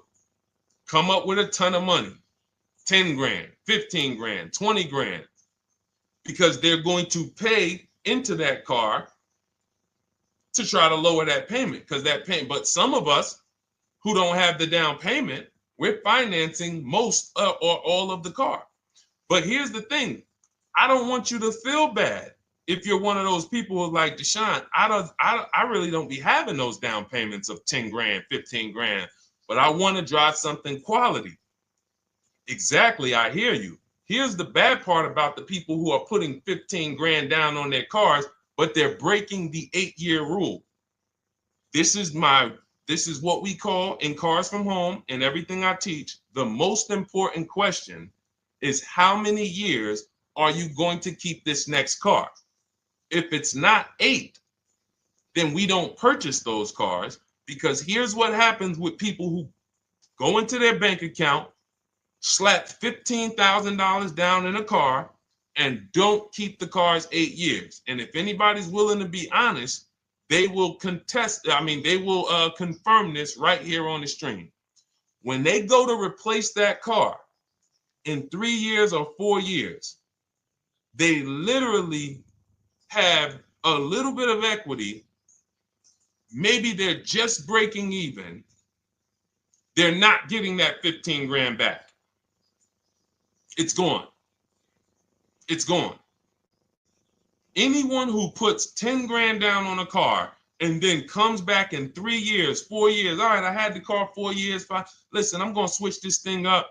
They still have a payment. They are barely breaking even. Meanwhile, their payment was 400 or 500, almost double what it would have been if they leased a car, got a below market lease, and they drove a car, no warranty after 3 years. They're driving an inferior product. So if it sounds like I'm here to destroy people from purchasing who are not keeping their cars long term, that is the goal. Because as long as you are buying cars that you're not keeping 8 years and you buy them, you turn around and you replace them, you are going to continue to spend way more money than people getting below market leases like Ken and like a lot of other people I'm going to show you on the stream. Lots of other people. Look, dealer American Senior Benefits Plan. He's enrolled with us under his company name. Dealer MSRP on this car was $36,300. 2025 Kia Sport X line. MSR boom 561. Monthly payment is $400. Use the system back and forth. Got $400 a month on a 2025 $36,000 car. Once we put our taxes and fees in that would be a $700+ payment. $700 payment. He's paying $400. And y'all wonder why people are losing cars. $300 more per month to drive the same car? It's ridiculous. Imagine somebody like you, when you learn, now you're pulling up. I'm going to tell y'all one more story, and then we'll go into some more questions, because you might not remember what I'm saying. So those of you who have the book, you got this for the rest of your life. But you will remember, hopefully, a story. I'll tell you about my neighbor. So my neighbor finds out that I'm into this car business and that I educate. And he said, hey, Deshone, I was watching some of your videos and I come across this 8-year rule that you teach. And his wife had actually had a Kia Telluride. Popular vehicles, probably been one of the most popular SUVs, that the Palisade, since 2007, 2019. Super popular vehicles. People were charging $5,000 over sticker for them during the pandemic. People were paying it. We were getting them at discounts. Now, his wife totals the truck. She has an accident, totals the truck. She's fine. Truck is totaled. He was financing it. He said, Deshone, I see this 8-year rule thing, man, and I don't keep my cars 8 years. I said, okay. He said, so I'm thinking I should, like, you're saying I should be shopping for a lease on my next one. I said, exactly. I said, make sure you get multiple offers, because if you just walk in and say, hey, work me up a lease, they'll give you the same payment you had on the purchase. And then they'll tell you something ridiculous that they want you to believe, like, hey, the lease is the same price as the purchase, so you might as well just purchase it. And people believe this stuff. Now, I said, you get multiple offers, stay at home. He calls me, he says, Deshone, I got the new version of the Telluride, new. I'm paying $479 a month. He's $497, and then he said, I think he put down like $1,000, bring it down to $479. $497. He was just paying $800. Do you think anyone can tell him anything about leasing? He's pulling up in the same exact truck. In fact, the newer version. He knows he wasn't going to keep the car long term anyway. He's not going to pay it off and then keep the car and have a paid off Kia Telluride for 10 years. That's not what he does. He keeps them 3 years, 5 years, 7 years, and then he replaces them. So why is he paying $800 a month for years, no warranty, when he could be driving brand new ones for $497 a month, problem free? But as I said, some people are determined to pay more. But the people who, once you get this leasing thing, if you're not keeping your cars, it will change your life. Now, again, I got a car I'm purchasing, we're keeping it. Anything you are buying, keeping 8 years, forget about leasing. It shouldn't be a thing. Who keeps their cars more than 8 years? Let us know.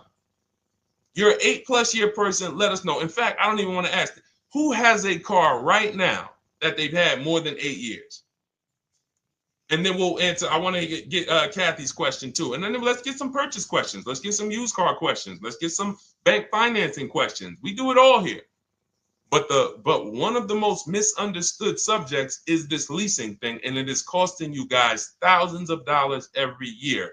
And you're driving old cars with no warranties, paying high payments on them because somebody told you you should be purchasing cars. I'm here to tell you they owe you money. They owe you money. All right? So who has a car right now that they've had more than 8 years? Let us know. How many years have you had it? And by the way, for those of you who just joined, this is our Tuesday, May 6th live. We are live every Monday through Thursday at 12 noon Eastern time. So for those of you who are here catching us live, that's when we're live. We will rebroadcast this and replay this show throughout the rest of the day for those who could not catch it, or if you had to jump off, go back to work. You're like, oh, I got to go back to work. You can catch it on the replay throughout the day. But we are live Monday through Thursday at 12 noon. So welcome to the people who are here. EJ, driving a lot of miles does not matter. Let me break this down for you. So right now, let's go to somebody who else has a lease. Let's look at, because who's heard with leasing you can't drive too many miles? Who's heard that, right? Type me if you've heard that. Let's go. Type me if you heard that. Come on, where's the locked in people at? I see Kathy, I see EJ, I see DJ Ant Nice, I see XP. All right, I see Mr. Slim. Welcome to the community. I see Rhonda. All right, where are the locked in people? Instagram, where we at? Locked in. All right, dang, I see you. Jamel. All right, perfect.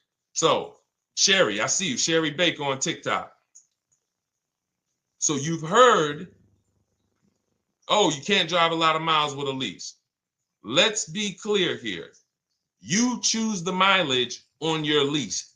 It's not selected for you.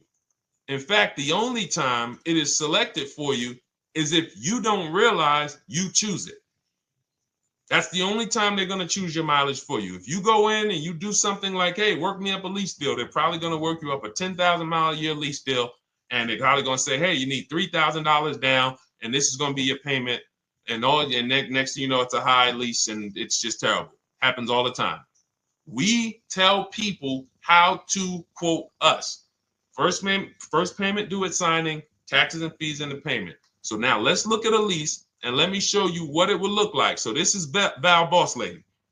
She's in our Shop with Deshone program. Everything that you guys know that we're talking about here, if you're like, hey, I really, really want to go deeper, I want the step-by-step, the blueprint, that's my digital book, Cars from Home, 7 Steps to Saving Time, Money, and Avoiding Dealerships. Normally $97.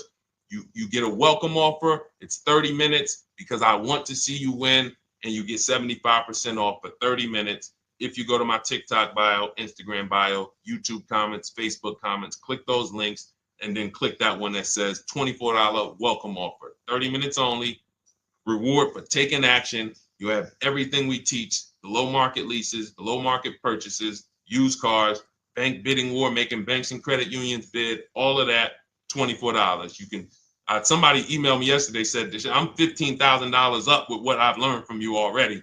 And so if you can get it for $24, you can save tons of money for the rest of your life on a $24 investment. In this case, Val's in our, she's more of a wants to do it with me type. Videos, checklist, she doesn't want to read. That's our Shop with Deshone, do it with me program. I coach people. And so she gets a deal on this particular car. Same information, by the way. Not better information here than the book. It's just different learning styles. So she gets a $51,000 electric vehicle, 2025, beautiful vehicle. She's paying 1.16. So her payment on this car, on this $51,000 car, let's continue to make sure we understand the price of these cars. $51,000 car, her payment is $591. No money down. Now, some of you might say, wow, if I got $591, I'd probably put like $3,000 down, bring it down to $499. You could do that. That's how we can do. We can do that because she already got an incredible deal. Then we're just determining how we want to structure our payment. And thank you for everybody sending me gifts. I appreciate you. Thank you for all the badges. I don't take it for granted. And thank you for everyone who's hit the like button. Those of you who are double tapping the screen. Every time you hit something on TikTok, you like it, you double tap the screen, you keep running those likes up. We appreciate you. It does matter. It helps spread the word. So let's say Val wanted, she's a high mileage driver like EJ. Let's say, EJ, how many miles per year do you drive? 20,000, 25,000?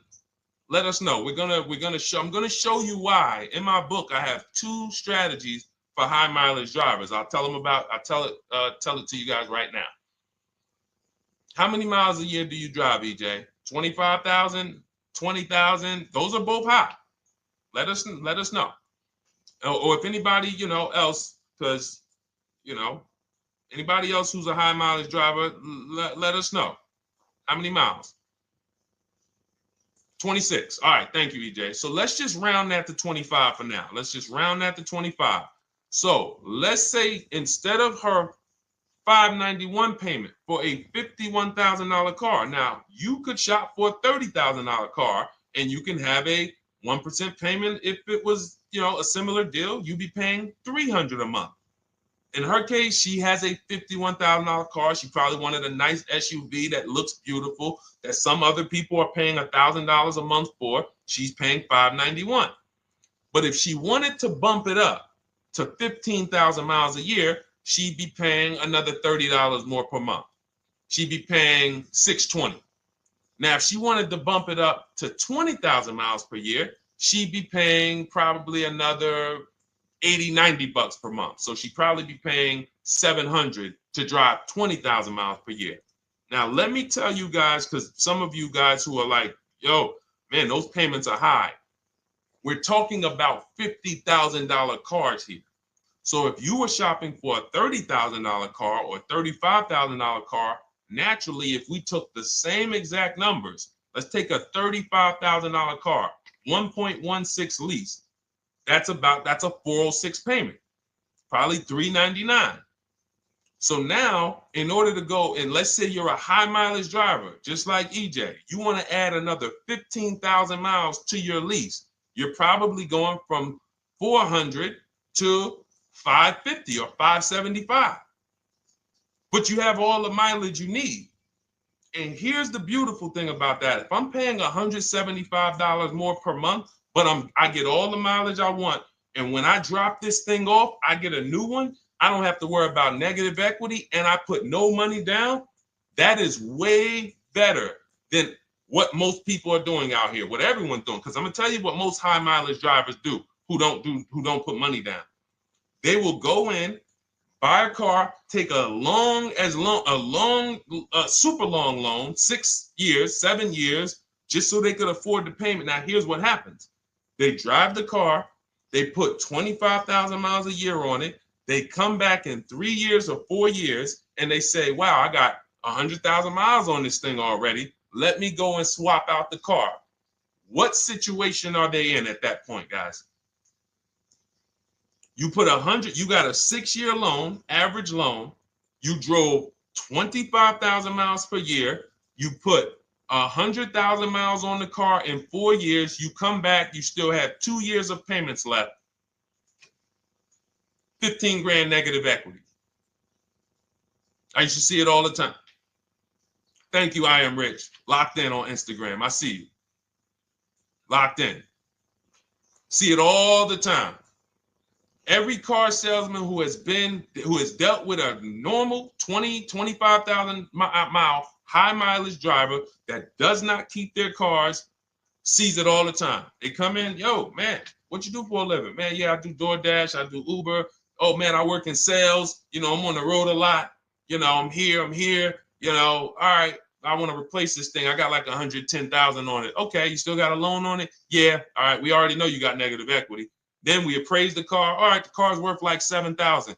How much you owe? Man, you owe 19,000. All right, well, what can I do? Can you get me into something? Roll that loss all the way over. On top of that, you finance the car, so your payment is high. You finance the whole car, so you're paying a high payment compared to if you had leased, just literally shop for your leases, added your miles to the lease that you needed. You're paying $175 more per month. You got a brand new car. And I'm going to tell you, I did not make this up. I learned this from someone. A lot of what I'm teaching you, I learned from my clients when I was in the dealership. This guy, I worked at Hyundai for six weeks. Man, this dealership, the owners got indicted. I got out of there. Way before the owner got indicted. It just had straight up highway vibes, like the worst you could ever imagine. As I was in there for 6 weeks, I was a manager.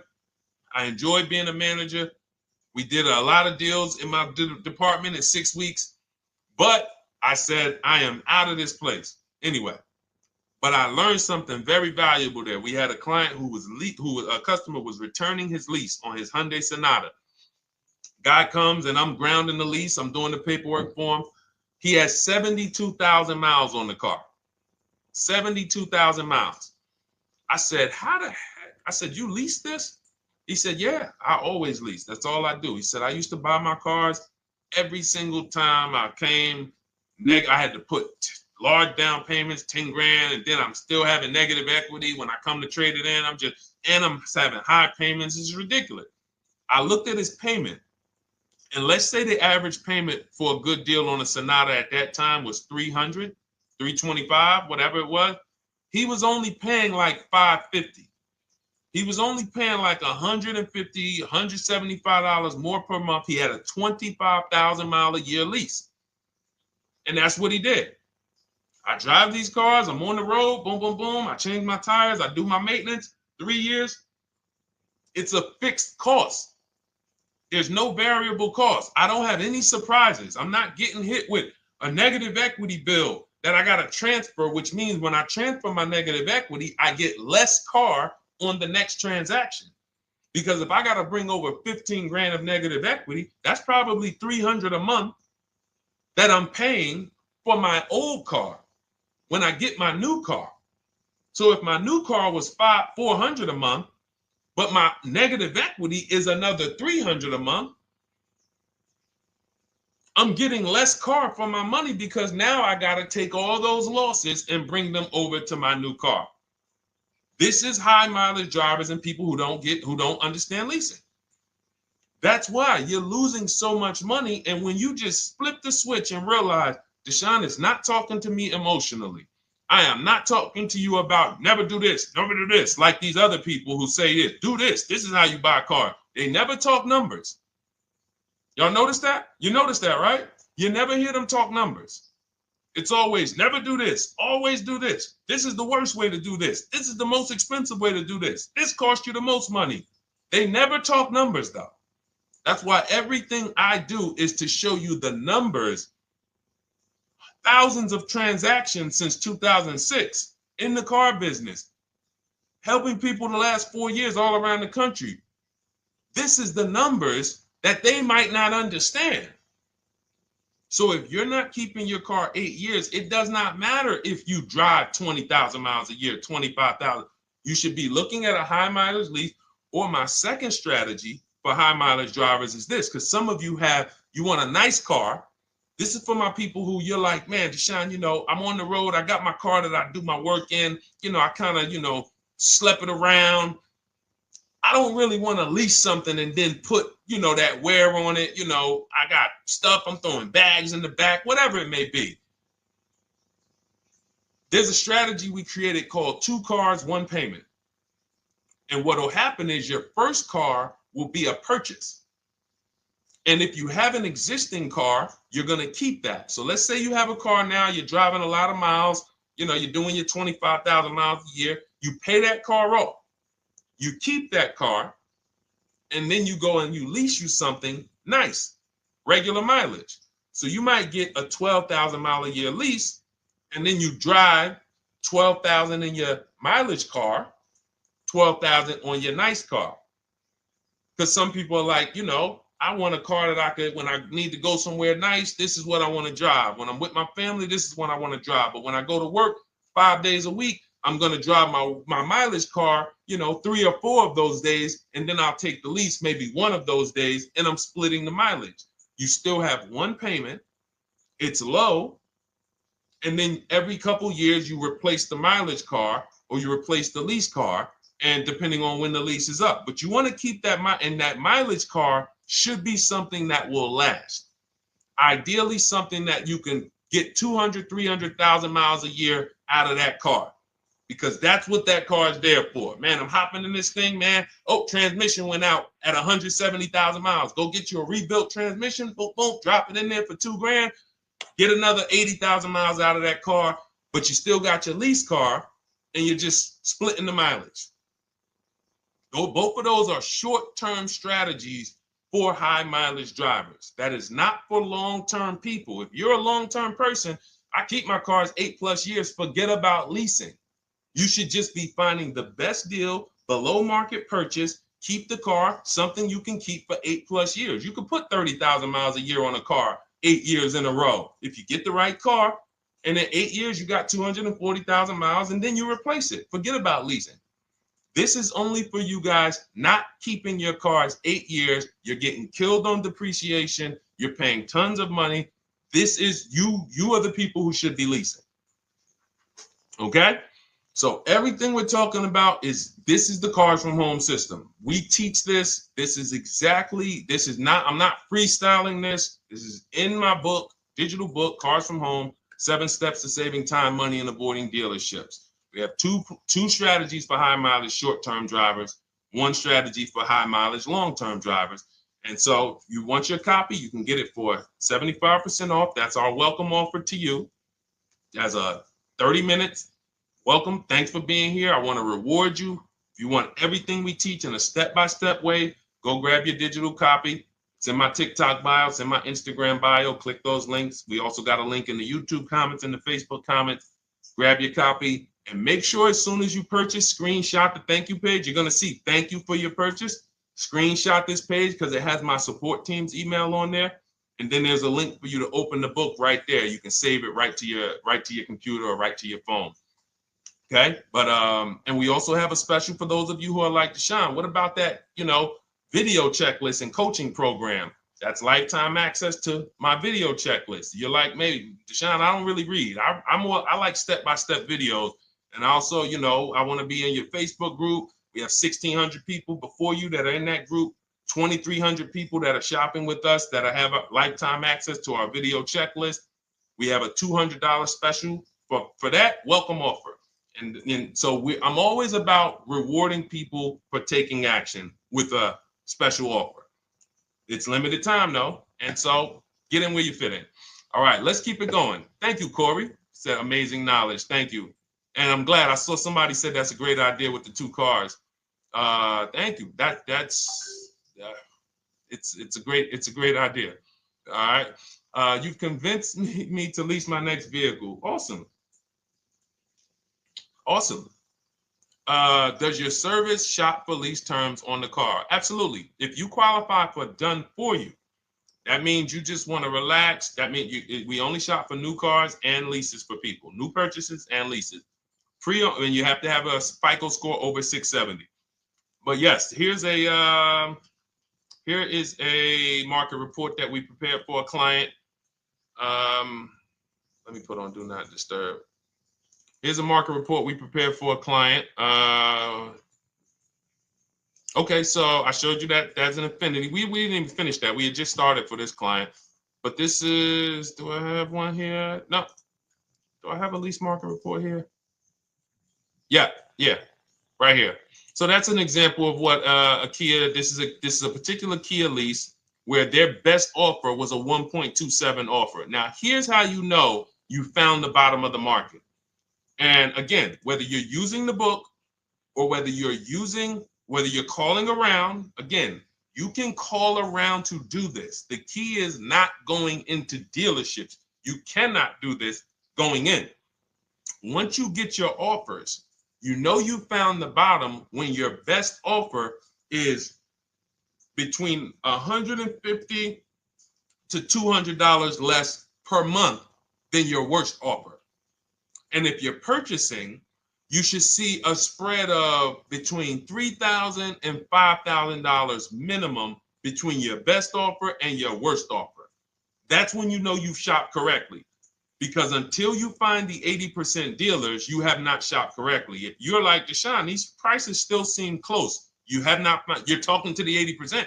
You haven't found the 20% yet. Because the 20% is going to be that $3,000 to $5,000 less than the 80%.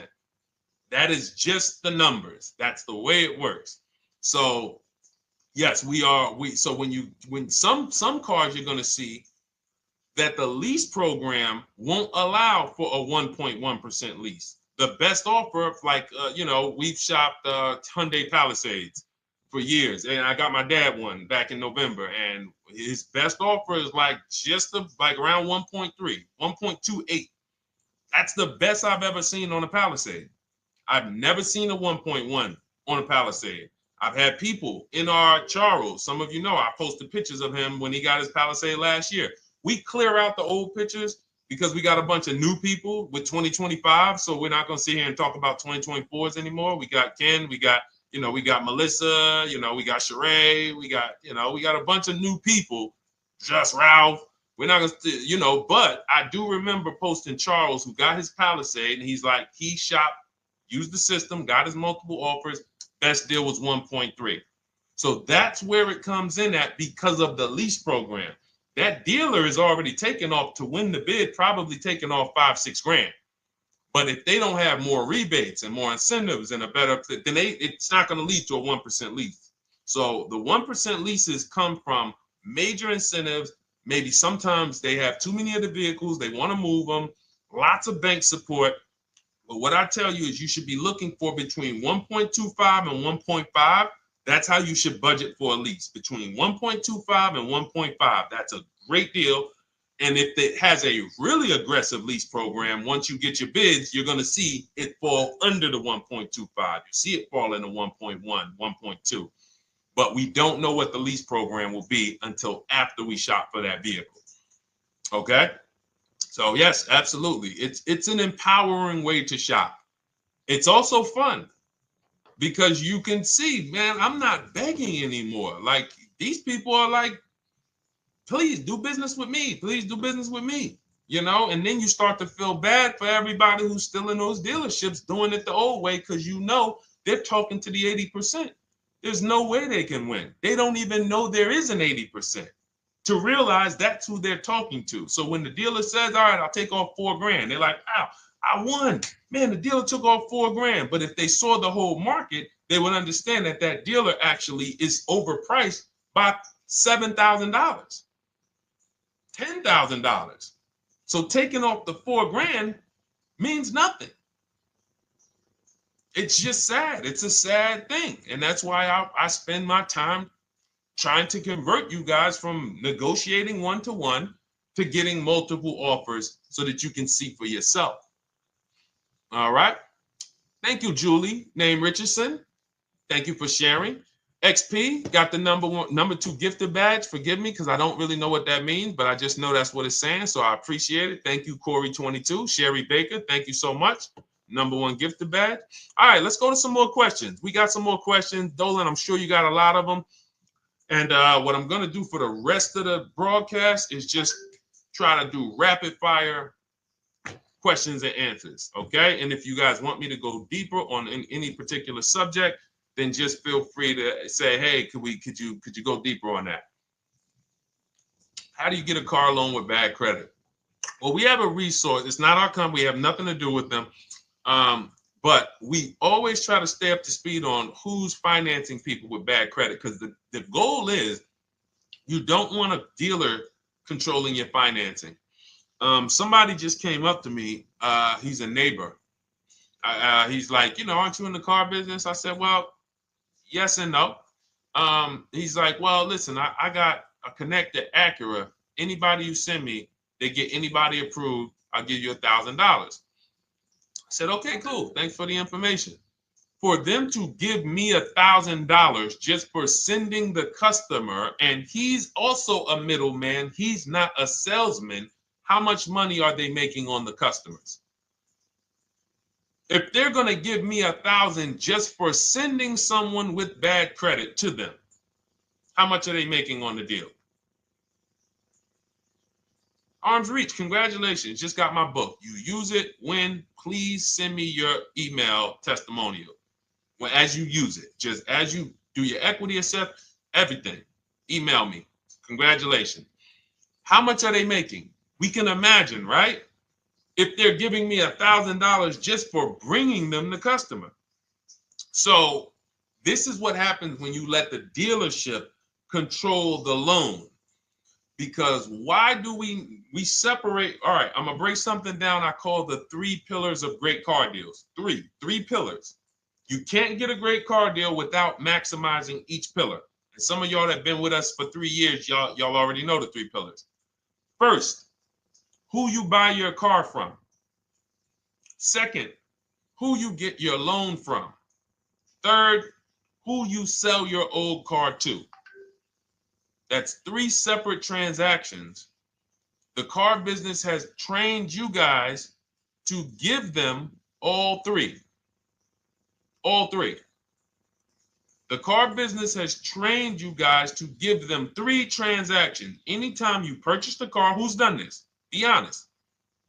Purchased the car from a dealership, sold them your old car, in which case you call it a trade, and they got you your loan. Who's done this? 3 transactions in one. Why do we know these are 3 transactions? One, there's competition. People want to buy your car. It's okay, Corey. That's that. Thank you for being honest. That's how we change. The reason why we know that these are 3 transactions because there's people who want to compete in every one of them. There are people who want to buy your car. That's why step 2 in our book, we never trade. We get offers from CarMax, Driveway, Carvana, AutoNation, Car Gurus, Kelly's Blue Book Instant Cash Offer. It's a bid. We just had someone sell their lease. Miss Hickman, she sold her lease, made $4,700 selling her lease. CarMax won the bid. Drove the car for 3 years, had equity. She dropped her lease off. They gave her $4,700. Won the bid. That's one pillar. Second, who I'm going to get my loan from if I'm getting a loan. Those of you who are paying cash or leasing, this is not a pillar. But we need to bid out our loan. We had a great talk yesterday on our show yesterday where I asked, who do you guys get your loans from? Most people said the bank, the credit union, the dealership. One person said the right answer, whoever gives me the best APR. That's the right answer. And then we have who we buy our car from. There's banks and credit unions that want to compete for our loan. There's multiple dealers who want to compete to sell us a car. So we can't get a great deal until we have bid out each pillar. And that's why when we have bad credit, if we let the dealer now control, this dealer has a car. We didn't bid out that car to find out, is it a great price? Now they're also giving me the loan and they're charging me 25%. We didn't bid that out to see, is that the best loan I could get, even with my bad credit? Is that the best loan I can get? So the key, what you want to do first, if you have bad credit, is I'm online looking for anyone who will finance me with bad credit separate from the dealer. I'm not going to Carvana.com and saying, hey, you can get a car with us you can get a loan with us as long as you buy a car from us. You're mixing the transactions. You're taking away my ability to get bids. I'm finding someone you should check out. There's a resource. Oh my goodness, what's the name of the company? It's in my book, but I want to give it to you. Goodness, it's slipping my mind right now. Send me an email or a DM, because here's the thing. If you use just that part and get the loan funded, but you don't know how to bid out everything else and structure your transactions, and are you keeping the car 8 years? Because if you're not keeping the car 8 years and you're like, Deshone, I hear you talking about leasing. I'm not keeping my car 8 years, but my credit's not good. The only purpose, if you telling me that I could be driving brand new cars for cents on the dollar, but I don't qualify right now, this car that I'm going to get is to set me up.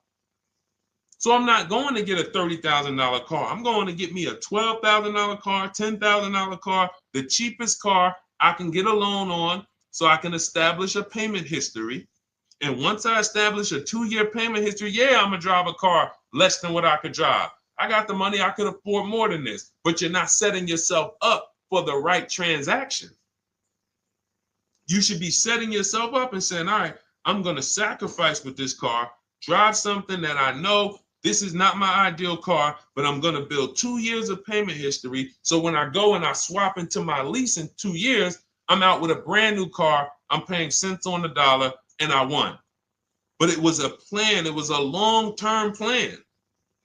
This is the second most expensive purchase of your life. You can win every single time, or you can lose and set yourself and your family back 5 to 10 grand each car or more. Every time you get a car, it's 5 to 10 grand more you're coming out of your family's bank account than what could have.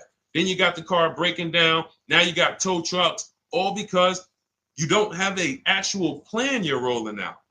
And that's what I see a lot of people do with bad credit. Oh man, I got bad credit. I'm just going to go and get me something. I could afford $600 a month. And they go and buy the most expensive car. But because 25% interest is on the loan, they're not getting the most car for their money. Now, 3 years down the road, they're going to pay the high payment, still have negative equity because the interest is so high, and then they go and swap and do it again. And because the payment's so high and the car is older, because they want something fancy, but they really can't get that because, again, the interest is high. That's eating into their budget. Now they're going 3 years down the road. They missed 3 payments. They were late 3 times, so they're no closer to leasing. Credit's still bad. This is disaster. So if you're a long-term person, I break it down for you guys into two groups of people: long-term, short-term. Long-term high mileage driver, short-term high mileage driver, different plan. Long-term bad credit person, short-term bad credit person, different plan. If I'm a long-term person with bad credit, here's what I'm doing: finding the absolute best car I could find, getting bids, either new cars or used cars. We got the strategies for both. You can use the marketplaces, cars.com, Car Auto Trader. We got a whole strategy for how we find used cars, but you find that car, you pay your loan of 20%, 19%, 18%, if that's the best you can get. Because here's what you're going to do. In 2 years, you're not swapping into a lease. In 2 years, you've established a payment history, you fixed your credit, and now what are we going to do? You got a quality car. You're not thinking about trading it. You're not thinking about replacing it. You're like, man, this is my car. It's a great car. I'm just paying daggone 20% interest. What do I do now after 2 years?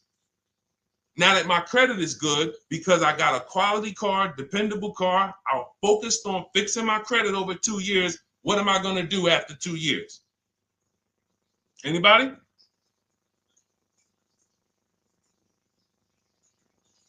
Thank you, Arms Reach. Refinancing the car. Exactly. Exactly. So that's the bad credit long-term strategy. Great car, dependable car, car's not going to break. This car is going to last me 10 years. Right now, when I bought it, 20% interest rate. That was where my credit was. But I worked on my credit. Boom. I'm a 690 now. I'm a 720 now. I'm refinancing that into a short-term, into a shorter-term loan, and I won. Pay this thing off, and I'm going to keep it. Nothing to talk about leasing. Leasing only comes into play where the 8-year rule is concerned. I'm not keeping this next car 8 years. I should be setting myself up to lease, or I should be leasing. That's how I'm going to save the most money, keep the most money in my bank account, have the best car. Not even close. Not even close. All the wins for the purchasers are after 8 years. People who are like, man, Deshone, I got a car, man. I had this thing 12 years, man. It's been paid off for 6 years. I ain't had a payment. I love it. Long-term purchaser. You won. You won. Who's in that situation? Who has a car outside that they've had for more than a decade? Paid off. You can give it to your son. You can give it to your daughter. It's an extra car. That's purchasing. That's the wins. That's what we call the reward stage of purchasing. But you got to get there. All right.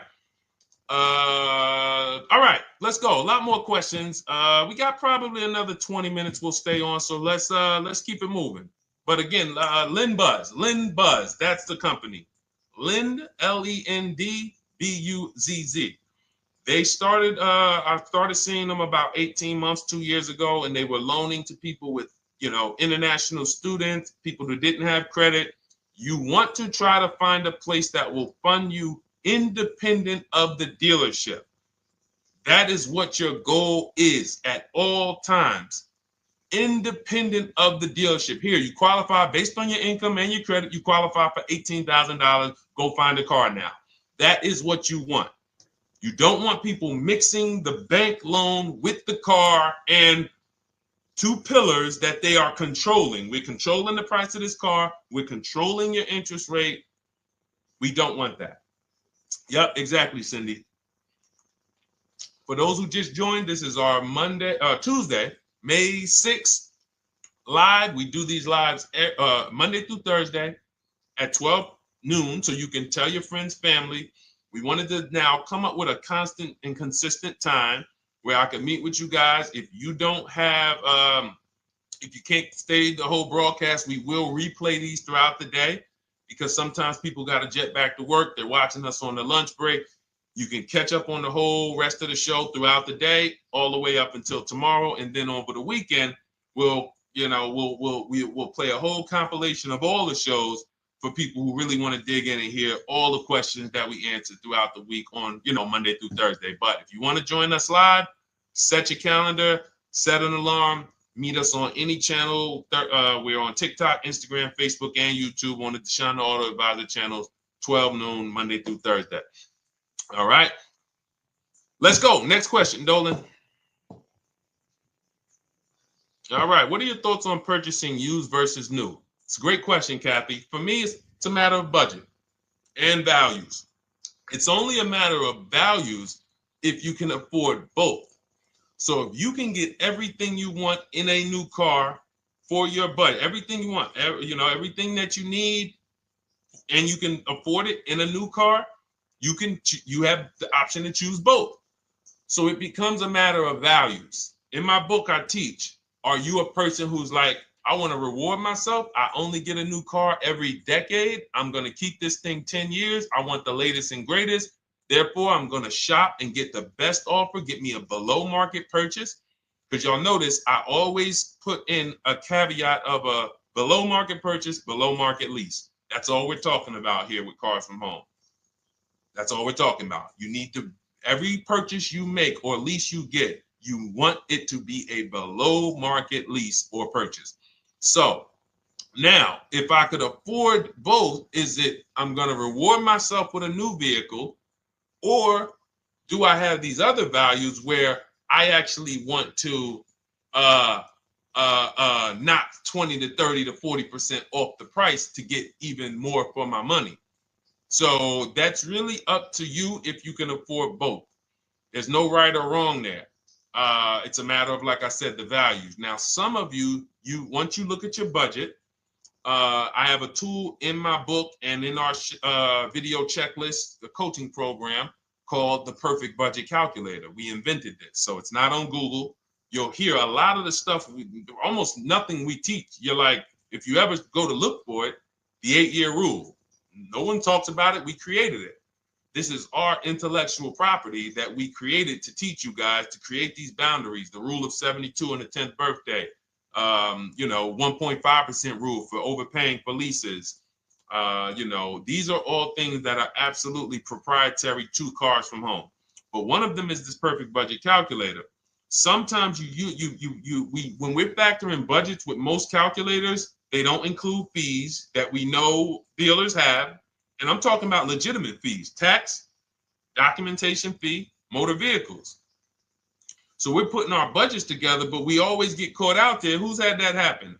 You got it all figured out. You get to the dealership, you bought the car, and they're like, well, what are you going to do with the fees? Because you got $3,000 in taxes and fees. And you're like, whoa, where'd that come from? Sometimes they're lying and sometimes it's legit. But none of these calculators factor in the fees and everything like that. So we created this Perfect Budget Calculator that does.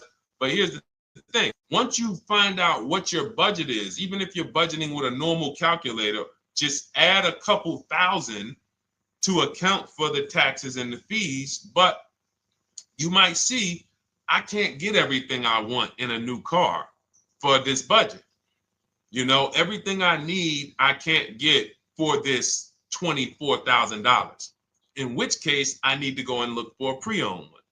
So that's why I said, in reference to your question, Kathy, what are my thoughts on purchasing used versus new? It's a matter of values and budget. Budget first, because budget will determine if you can afford both and get what you want. But if you can afford both and get what you want, then it's a matter of values. Okay?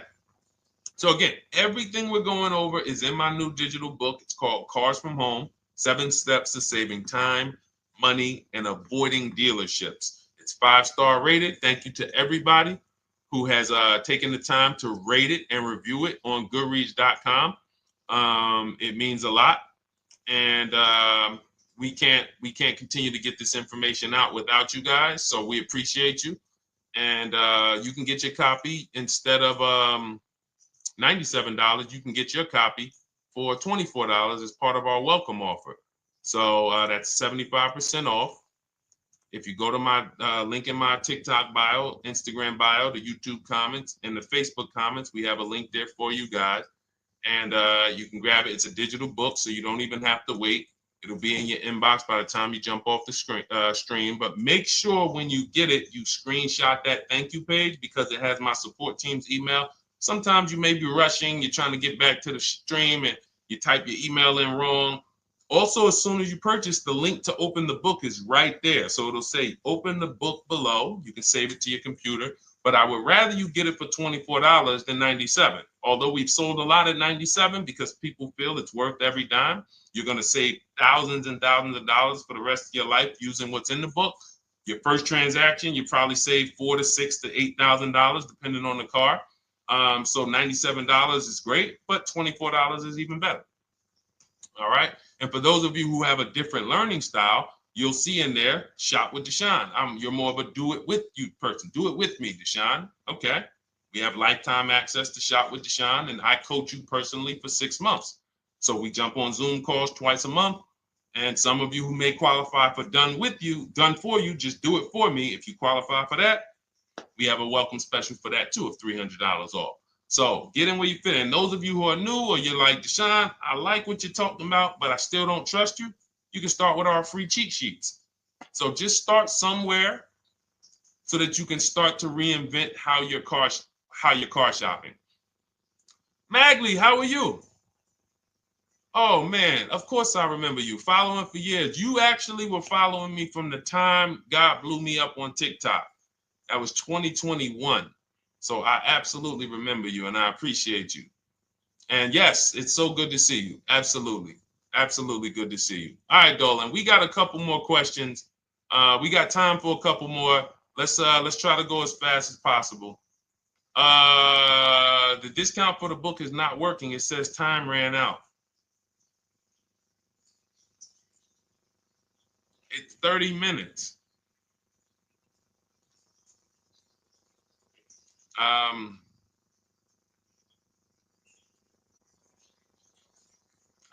don't know. I don't know. Y'all help me out. I don't know what to do with that. I'm sorry. If the welcome offer for $24 was not really 30 minutes, then that means I'm just lying to you. You know what I mean? I'm just like, oh yeah, it's 30 minutes, but come back in 2 hours and it'll still be, you know what I mean? It's, start with the cheat sheets. You know what I'm saying? Like start with the cheat sheets. Get yourself your free cheat sheets, and start there. And when you feel better about working with us in some capacity, you go to the next step. Start with the free cheat sheets. All right, let's go, Dolan. So I'm a new driver. Should I be looking to be an 8-year person or a lease person? Well, I'll tell you this. I got 3 young adults. 2 my daughter, my daughter who's 18, my niece who's 20, and then a young man that I, basically like a son to me who's in the Navy and he's 21. Well, he'll be 21 this year. So he's 20. Now, they all called me in the last 3 months because my daughter's getting her license. My daughter didn't call me. She's getting her license in the next, in June. And we've all talked about this. How should I get this car? Now, my situation when I was 22, I'd already bought a $500 Mitsubishi Eclipse. Transmission went out on me probably after 6 months. And then I bought a buy here, pay here car. This is before I got into the car business. I got into the car business, I was 22, working for Pontiac GMC Buick. So I get this buy here, pay here car. It was a quality Chevrolet Cavalier. I didn't know anything about cars, so I went to a local spot. They said, hey, put down this, just pay us $50 a week. So I did that. But 22, I had my daughter, and my boss says to me, hey, why don't you lease something? And I was already selling cars, but I just didn't think, could I even, qualify for a lease? I don't even know what I was selling them, but I'm just literally doing what most salesmen do. All right, he wants to lease. All right, what's the payment? Yeah, tell him it's this. All right, perfect. They said it's that. Oh, that's a little too high. All right, they said it's a little too high. All right, so that's what I was doing. I didn't really understand anything. That's most car salesmen. So I end up getting a Pontiac G6. I'm 22. I paid $256 a month. Now, it would have been less, but I didn't get a tier 1 approval because I didn't have, I think my credit was like mid sixes at that point. And you know, you really want to be over 670 to get most of the tier 1 approvals. But it would only raise my payment maybe 25 bucks. Wasn't a lot. Now I'm 22. I'm driving a brand new 2007. It's still 2006. 2007. I'm pulling up, brand new car, full warranty, $256 a month. At the same time, I have a friend, got a vehicle, Toyota, financed it, went in. She had, you know, we had our, she had a young child, a little older than us, maybe 1 or 2 years older than us. And then she goes and she purchases a car. $500 a month. She didn't get ripped. That's what a $20,000, $22,000 car costs. She got a Corolla. $500 a month. We're 22. Plus insurance. This is enough to break a young person, young family. I'm paying $256. She's paying $500. That right there. When I tell people that story, it's amazing to me how many people will say, Deshone, when I got my first car, my parents took me out. We financed this car. We financed this. I was paying $400, $500, $600 a month. Whether the parents were paying some of it, or they were paying some of it, or they were paying all of it. Thank you, Kathy. Appreciate you sharing. So this is what all of them, all three, well, 2 of them. I don't know about the young man. Because his parents.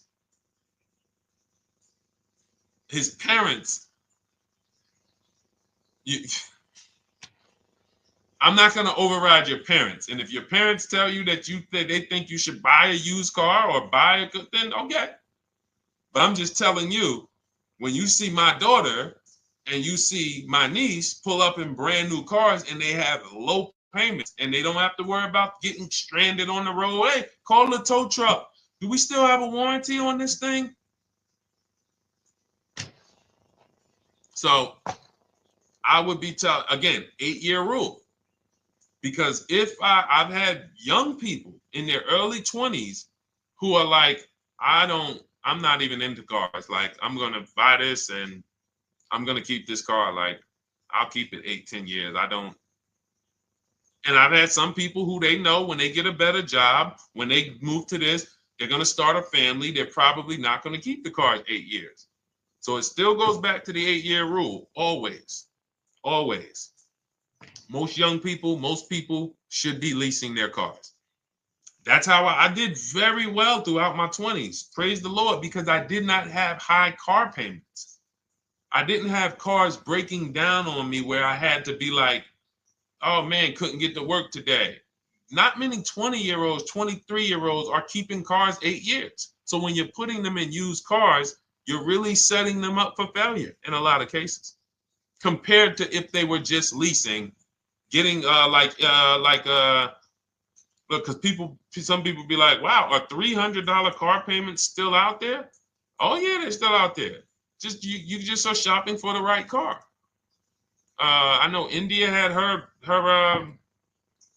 look, Rosalie, she's in our Done With You video checklist and coaching program, like Cars from Home. She's, you know, this is our Facebook group she's commenting from. 3 vehicles she got, all for her sons, all of them. A Nissan Rogue, $399 a month. That's a $36,600 car. She got a Mazda CX-30. That's a $28,200 car. Payments $339 a month. $339 a month. And then she got a Mazda CX-50 for her other son, $40,000. On top, we haven't even talked about the equity and leases and selling leases and, you know, really maximizing the equity, because she said she got $6,700 selling 2 of the old leases. $6,700. Drove the cars for 3 years, had equity, bid it out, sold 2 of them, $6,700. You're probably like, Deshone, I didn't even know you could sell a lease. My question is, how much has that cost you? So when you're looking at investing in anything we're doing, be it my book, be it Shop with Deshone, our video checklist and coaching, be it our Done For You program. One thing that we do covers everything. Your first deal, if you're moving, you're gonna be like, shoot, I got everything I just invested back times 10. That's what we hold ourselves accountable to. Just her equity alone, she made $6,700 selling 2 cars. Didn't even know I could sell leases, and I just put $6,700 in my pocket selling 2 leases. Whoa. So $300 payments. Those would be perfect cars for young people. $339, that's with no money down. Imagine if she wanted to put another $2,500 down, bring the payment down to, $275. This is the way to be moving. And those of you who are getting this, are you getting this? If you're getting this, type some dollar signs. Who's getting this? Who's getting this? Type dollar signs in the chat. Who's getting it? Let's go. Who's locked in? All right. I see you, Mario. I see you, Dane. I see you, Terry Carter. I see you. Who's getting this? Who else is getting it? Who else is locked in?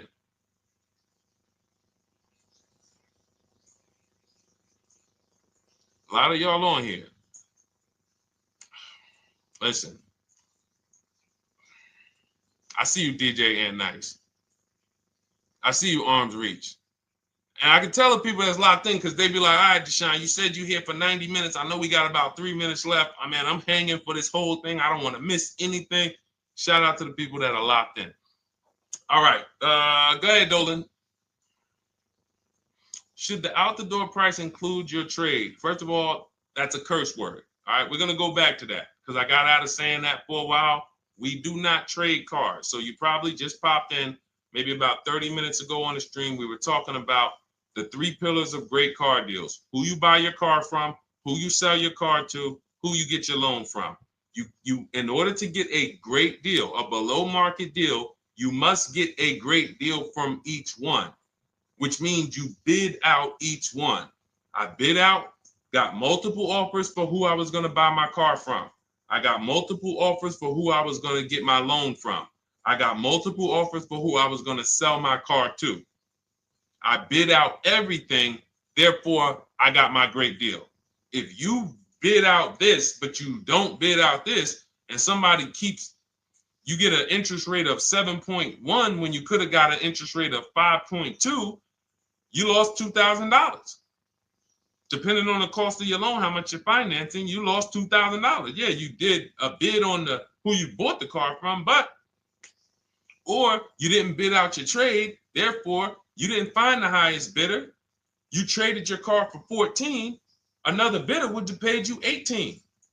You lost $4,000. So you got to bid out everything. That's why we do not trade. The only people that have to trade are people with a lot of negative equity who can't pay off the difference. And that's why I am the reason for negative equity is not understanding leasing. You buy your cars, take out loans, switch the car. Negative equity.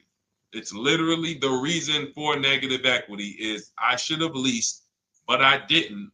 Now I have negative equity because I'm replacing this car with a loan still on it. So out the door price will not include your other car.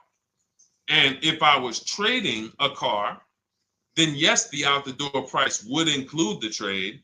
But because we do not trade cars, our out the door prices don't include the trade. Let me show you an example of what our out the door prices look like. So these are some spreadsheets for our Done For You program where we shop for clients. You can see here, this is we shop for a Subaru for this particular client. In this case, look, and you can see the MSRPs for this car is an inexpensive car, $27,000, $26,000. Look at the out the door prices, 29, 30, 30, 29, 29. These are all out the door prices with the taxes and fees. So you can see these dealers are giving either no discount or a little discount. 27 out the door price is 30,000. But look at the winner. Look at the winner. This particular dealer won the bid at this particular time They're not going to win the bid all the time. In this particular case, they needed the unit. $27,900 is the MSRP. Out the door price is $27,463. The out the door price is lower than the MSRP. How? Because they took off almost $4,000 in discounts. Almost $4,000 in discount. So every time you shop for your used cars or new cars, this is how you should be shopping. If you're not leasing, this is how you should be shopping. I'm getting multiple offers, out the door prices, comparing who gave me the best offer. Who gave me the best offer? Oh, look, Daniel Thompson said, D, I'm bidding out to sell my car and got a $4,000 swing from the lowest to the highest bid. This is the people who you listen.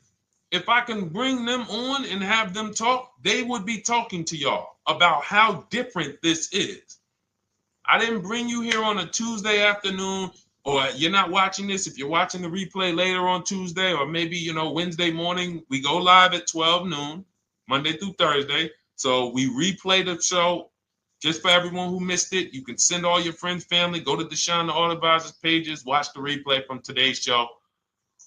But they know this is, I didn't bring you here to talk to you about hundreds of dollars. We are talking thousands of dollars at all times. There is never anything that we talk about that is hundreds. Let someone else talk to you about how you can save a couple hundred more per month. We might be talking about hundreds per month. That might be the only time we're talking about hundreds, $200 per month. But other than that, which equals thousands. We're not here to figure out how we're going to save $50 this month. No, this is big, huge money. So thank you, Daniel. Thank you for tapping in with that information. So, all right, listen, guys. Everything we teach is in a step-by-step format, because when it's not step-by-step, you'll get overwhelmed. When it's step-by-step, you can challenge yourself to stay right on this step, check it off, move to the next step. Check it off, move to the next step. Step 7 in our Cars from Home process is delivery. Step 6 is paperwork. Step 1 is the most important question, which is the 8-year rule. It's literally called the most important question. 8-year rule. How many years are you keeping the next car? Step 2 is the equity assessment. That's why you heard Wendell in his book testimonial. He said, I just completed the equity assessment and we got 30% more than the book value. Bidding it out. He said, I'm about to move to the next step. So everything we teach is step. Step 3 is deal structure, where we budget and we see, all right, how much car can we afford? What does a good deal look like? Step 4, we go shopping, which is choosing what we want. Shopping, looking, doing. We're not buying it. We're shopping the market. We're test driving. We are literally choosing what we want. Shopping, enjoying shopping. Step 5 is multiple offers. That's when we're in talking to dealers online, getting offers, getting bids. Step 6 is paperwork and protection to make sure that the offer we got is legit. We tied it up. Paperwork is right. We go over extended warranties, tire and wheel, maintenance plans. Do we need them? Key protection. Do we need any of this stuff? And step 7 is delivery. It is a step-by-step path. That is how people win. They're not coming into some college to learn how to be a car salesman or to learn everything I know. No, it's a path. So if you want the blueprint in book form, that's my digital book, Cars from Home, 7 Steps of Saving Time, Money, and Avoiding Dealerships. Normally $97, part of our 30-minute welcome offer. You can get yours for $24 in my TikTok bio, Instagram bio, the YouTube comments, and the Facebook comments. Click those links and then click the special $24 welcome offer. It's good for 30 minutes. And you'll save 75%. If for those of you who are like, Deshone, what about that video checklist? That is our Shop Done With You program. Cars from Home, done with you. You get lifetime access to everything we teach, all our below market videos, and it's short videos. I want you guys getting cars in 90 minutes.